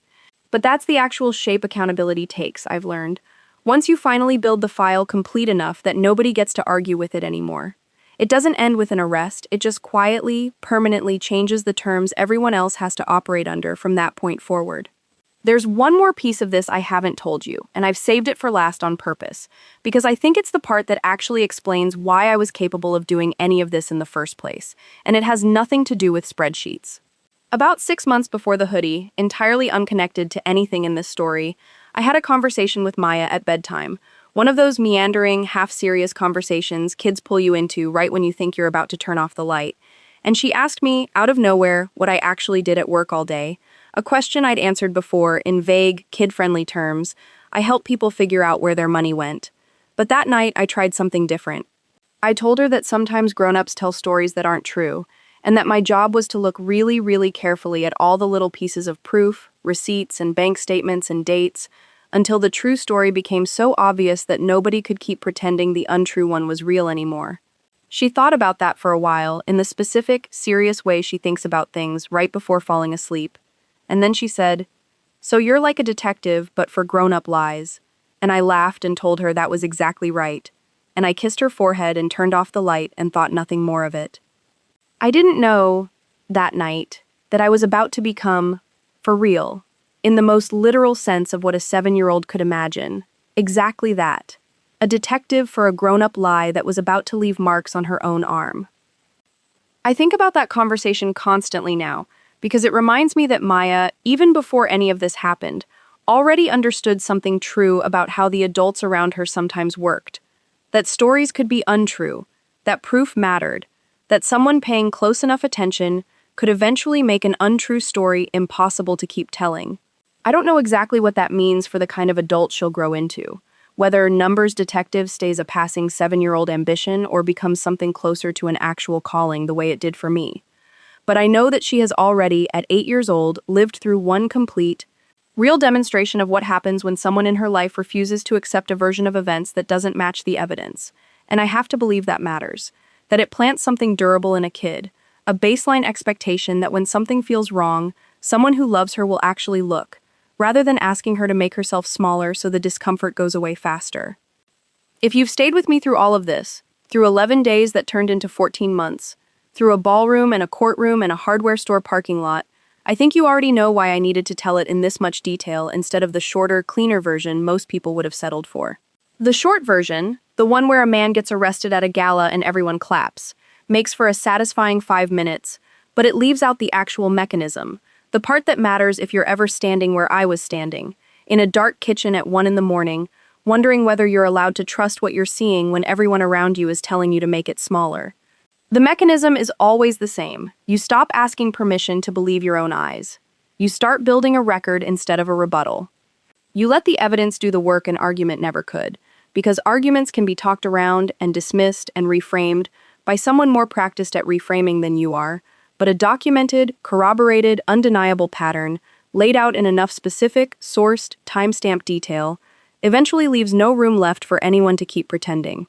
So I'll ask you again because I think it's worth asking twice. How much of your own family's peace, the specific, comfortable quiet you've all agreed to maintain at holidays and birthdays and every ordinary Sunday phone call, is actually built on someone, somewhere, agreeing not to make something about themselves? Whose comfort has been quietly subsidized, the way my mother subsidized Renata's, by someone else's silence? And when you finally notice the pattern, because I think most people eventually do notice it, whether it takes a bruised arm or a missing receipt or just the slow accumulation of 1,000 smaller inconsistencies you've been filing away without naming, what is actually stopping you from doing what I did? From treating your own certainty as evidence worth documenting, instead of a feeling you're required to apologize for? I haven't told you about the local news coverage yet, and I think it belongs here because it shaped a whole separate set of decisions I had to make in the weeks after the gala that had nothing to do with Diane or Detective Nakamura, and everything to do with protecting the one part of this story that was never mine to share. A local Denver affiliate picked up the story 4 days after the gala, a short segment built almost entirely around a blurry, vertical phone video one of the parents had posted to a community Facebook group, 11 seconds of Bradley being led out past the string quartet, captioned only, "Crestline Academy teacher arrested at school fundraiser," the kind of vague, sensational framing that spreads faster than any accurate version of events ever could. A reporter named Danielle Voss called my office twice that week, and then called Diane's office when I didn't respond, asking whether the family would be willing to comment on allegations involving a minor. And Diane, without needing to ask me first, told her flatly that no family member would be commenting, that any information she wanted would need to come through the Denver Police Department's public information officer, and that any attempt to identify the minor involved, directly or through identifying details about her family, would be treated as a serious violation of the victim's privacy protections under Colorado law. I made the deliberate decision, in the days that followed, to keep our own social media accounts essentially dark. No statements, no vague, grateful for justice posts. Nothing that might give a local news cycle more material to work with or, worse, give Maya's own classmates' parents anything more specific to speculate about at pickup. It cost me something, honestly, to stay quiet in that specific window, because some part of me, after 11 days of building a case nobody outside a handful of professionals had seen, wanted very badly to say something publicly, to have the record I'd built acknowledged beyond a courtroom and a ballroom. Diane talked me out of it gently but firmly, reminding me that anything I posted, however careful, would live online permanently, searchable eventually by Maya herself someday, by Sophie, by any curious classmate with functioning search skills, and that the version of this story Maya deserved to encounter, whenever she was old enough to go looking, was one her own mother had controlled the telling of, rather than a comment thread full of strangers' speculation. The local segment ran twice, and then, as these things do, disappeared from rotation within a week, replaced by whatever the next brief scandal happened to be, and I have never once regretted staying silent through that particular window, even though it meant absorbing, privately, a version of vindication nobody outside my own household ever fully witnessed. I also want to tell you more about Rosalind Ferris, the CPS caseworker who worked alongside Detective Nakamura and Ana Cabrera throughout this process, because her role extended well past the forensic interview itself and into the longer, quieter work of establishing what she called a formal family safety plan, a document that governed, for the first year, exactly what contact was and wasn't permitted between Maya and every adult in this story, including people who had never been formally charged with anything. Rosalind met with David and me twice in the first month, and once, separately, with Renata to establish clear, written terms. No unsupervised visits with Patricia until a follow-up assessment confirmed she hadn't been aware of or complicit in concealing the earlier spring incident.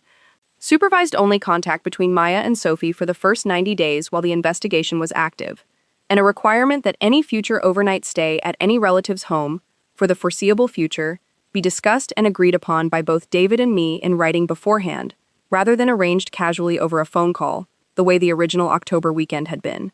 That last provision, more than almost anything else in the safety plan, has fundamentally changed how our extended family operates now. An entirely new, deliberate layer of documentation and consent, inserted into what used to be casual, assumed trust, and while some part of me finds it quietly sad that trust inside a family now requires that kind of formal scaffolding, A larger part of me recognizes it as exactly the kind of structural safeguard that should have existed all along. The same instinct that led Crestline to require dual signatures on reimbursement forms, applied now to the far more important question of who gets unsupervised access to my daughter. Diane's civil work on the Booster Club restitution also took longer to fully resolve than I initially conveyed, and it's worth telling the fuller version, because it illustrates something important about how financial accountability actually gets enforced once the criminal case has run its course. Bradley's 4-year restitution schedule, secured against future wages, required Crestline's board to file, with Diane's guidance on behalf of the family's interest in seeing the matter properly closed, a wage garnishment order that would automatically activate the moment Bradley's income from any employer exceeded a minimum threshold. A mechanism designed specifically to prevent the kind of quiet, informal renegotiation that happens when a debtor and a forgiving institution are left to work things out privately over time without any enforcement teeth behind the agreement. 6 months into the schedule, Bradley missed 2 consecutive payments after being let go from an earlier warehouse position, and rather than the debt simply lapsing into informal arrears the way so much restitution quietly does in cases without this kind of structural enforcement, the automatic garnishment order activated the moment he started his current position. Pulling directly from his paycheck before he ever saw the money, a detail Grace Whitmore confirmed to me with what I could tell was real professional satisfaction in her voice, because it meant the fund that once quietly bled $31,600 would, eventually, be made whole regardless of whether Bradley ever chose to prioritize the debt voluntarily. There's one more relationship from this story I want to give proper closure to before I let you go, and that's the one with Detective Nakamura, because our contact didn't end the moment Bradley was let out through that service entrance. And I think the way it continued says something true about what accountability actually looks like when the people enforcing it take the work seriously, rather than treating a closed case as simply closed. She called me a week after sentencing, not for any procedural reason, just to check in, and told me something I hadn't expected to hear from a detective who handles, by her own estimate, upward of 60 family violence cases a year. That ours had stayed with her specifically because of how completely the evidence had been assembled before it ever reached her desk. And that she'd started, informally, using elements of the timeline I'd built, sanitized of any identifying details, as a training example for newer detectives in her unit on what a well-documented civilian report can look like when the person filing it happens to have the professional skill to build one. I asked her, half joking, whether that meant I'd accidentally started a curriculum, and she said, not joking at all, that most people who come through her office are operating on instinct and fear with no documentation at all, understandably, because most people aren't forensic accountants, and that the cases that move fastest and most successfully toward real consequences are almost always the ones where someone, anyone, managed to preserve evidence early, cleanly, and without alteration, exactly the habit 14 years of professional training had made second nature to me before I ever needed to apply it to my own family. That conversation planted something in me that I've only recently started acting on. About 4 months ago, I began volunteering, one evening a month, with a local nonprofit called Bridgeway Family Advocacy that offers free consultations to parents navigating exactly the kind of overlapping legal, financial, and institutional maze I found myself in 14 months earlier. Not as a lawyer, since I'm not one, but as someone who can help a parent organize financial records, understand what documentation actually holds up, and build a timeline clear enough to hand to a detective or a school board without getting lost in their own understandable panic. My first client through that program was a father in Aurora untangling a similarly asymmetric pattern of concealed spending inside his ex-wife's new household, and I remember sitting across from him at a folding table in the nonprofit's small conference room, watching him describe a stack of receipts he didn't know how to organize, and feeling something settle into place that had been unsettled since October, the sense that everything I'd learned building that corkboard in my own home office at 1 a.m. had a use beyond my own family's reckoning, that the specific, hard-won competence born out of my daughter's bruised arm could become, deliberately, something useful to someone else's daughter too. David and I talk, sometimes, late at night, about how strange it is that a single Sunday afternoon in October reorganized so much of our life that had nothing directly to do with Maya's safety at all. My career, my relationship with my father, the entire architecture of how our extended family now operates. He told me once, maybe 8 months in, that watching me build that case file had changed how he saw me in a way he hadn't expected after 11 years of marriage. Not because he hadn't already respected my work, but because he'd never before watched me apply that specific, relentless competence to something that was actually mine, actually personal, rather than always in service of some client's problem. "You've spent your whole career being the person who finds the truth for other people," he said, "and I think some part of you needed permission to find it for yourself too." I didn't have a response to that in the moment, but I've thought about it often since, because I think he's right, and I think that permission, more than any single piece of evidence I gathered, is the actual, quiet transformation underneath everything else in this story.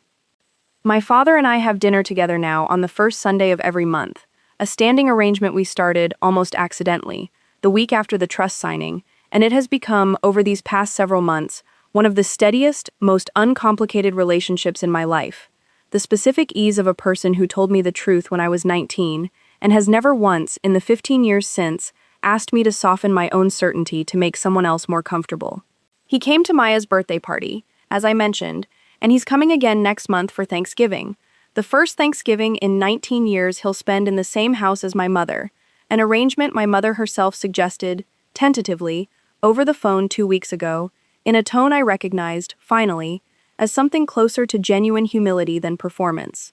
I don't know exactly what that dinner will look like yet. I know that I'll be watching, the way I watch everything now, for whether the evidence of change holds up against the story being told about it, because that, more than anything else this entire ordeal taught me, has become the permanent lens I bring to every relationship in my life now. Not cynicism exactly, but a settled, hard-earned insistence on checking the numbers before I accept anyone's version of the story, including, especially, the stories the people I love most would prefer I simply trust without asking to see the receipts. The 1-year anniversary of that Sunday afternoon fell 3 weeks ago, and I didn't mark it with anything dramatic, mostly because David and I had made a deliberate decision, back in the spring, not to build the date into some annual ritual of remembering, worried it might teach Maya, without meaning to, that the day itself deserved more weight in her own calendar than the ordinary, uneventful Tuesdays and Saturdays that now make up the far larger portion of her life. I did, privately, sit with it for a few minutes that morning, alone in my kitchen before anyone else was awake, the same kitchen where I'd built an entire case file at that same table a year earlier, and I found myself doing something I hadn't expected, pulling up the folder of photographs from Dr. Farrow's exam room, the 4 original images with the ruler laid alongside each bruise, and looking at them not with the cold, analytical focus I'd needed a year earlier, but with something closer to simple grief. An acknowledgement, finally allowed room to exist without immediately being converted into strategy, that something genuinely terrible had happened to my daughter, underneath everything else this story became. I closed the folder after a few minutes, made coffee, and went about an entirely ordinary Tuesday, packing Maya's lunch, checking her backpack for a permission slip due that week, dropping her at school in the same pickup line where I'd once sat with a manila folder zipped into an inner pocket, feeling, for the first time in longer than I could name, that the ordinary architecture of my life had genuinely absorbed what happened, rather than simply being interrupted by it. That distinction matters more to me now than almost anything else I could tell you. For months, this story felt like the central, defining fact of my life, the thing every other decision had to route around. Now, a year later, it has become instead one true, permanent, well-documented chapter inside a much longer life that includes Maya's ordinary school permission slips, and David's terrible taste in podcasts, and my father's standing Sunday dinners, and a career that has grown in directions I never planned for, which I think, honestly, is the actual definition of healing that nobody tells you about in advance. Not the absence of the thing that happened, but the thing that happened finally taking up its proportionate, bounded amount of space instead of every square inch available. I got an email 2 weeks ago, forwarded through Bridgeway Family Advocacy, from a woman in Lakewood I've never met, who'd apparently heard a secondhand version of this story through a mutual acquaintance, and wanted to know whether I'd be willing to talk through, informally, a pattern she was starting to notice in her own son's finances relative to how much time and money her mother-in-law seemed to be quietly funneling his way. Just to understand, she wrote, whether I'm imagining a pattern or whether there's actually something here worth looking at properly. I read that email twice, recognizing in it almost exactly the same hesitant, self-doubting phrasing I'd used with myself back in September. Before the hoodie, staring at $18,000 and $12,000 I'd let my mother talk me out of examining further. I wrote back the same afternoon, and we have a call scheduled for next week. I don't know yet what her family's version of this story looks like, whether it ends in an arrest or a quiet, private correction. Nobody outside her own household ever needs to witness. But I know, now, with complete certainty, that the instinct she described, the small, nagging sense that a pattern exists before you have the proof to name it, is worth taking seriously the very first time it surfaces, rather than 11 months, or 9 years, or 34 years later. And that is, I think, the single most useful thing I have to offer anyone who finds themselves standing where I was standing on that October Sunday. A hoodie pulled down over small hands, a mother's certainty starting to form before the proof had fully arrived. I almost didn't tell you about the second folder I found in that same drawer 3 days after the gala, the one with Renata's name on it instead of Bradley's, the one my mother apparently kept for 11 years without ever once mentioning it existed, and honestly, I still haven't decided how much of it I'm ready to say out loud. You already sat through this entire story because something about a hoodie and a photograph felt like it was worth your time. So ask yourself honestly, now that you've come this far, whether you're actually the kind of person who clicks away right before finding out what was inside that second folder, or whether you're already reaching for the subscribe button. The same way I was already reaching for my phone that night, because you already know you're not going to let this be the last part of the story you hear.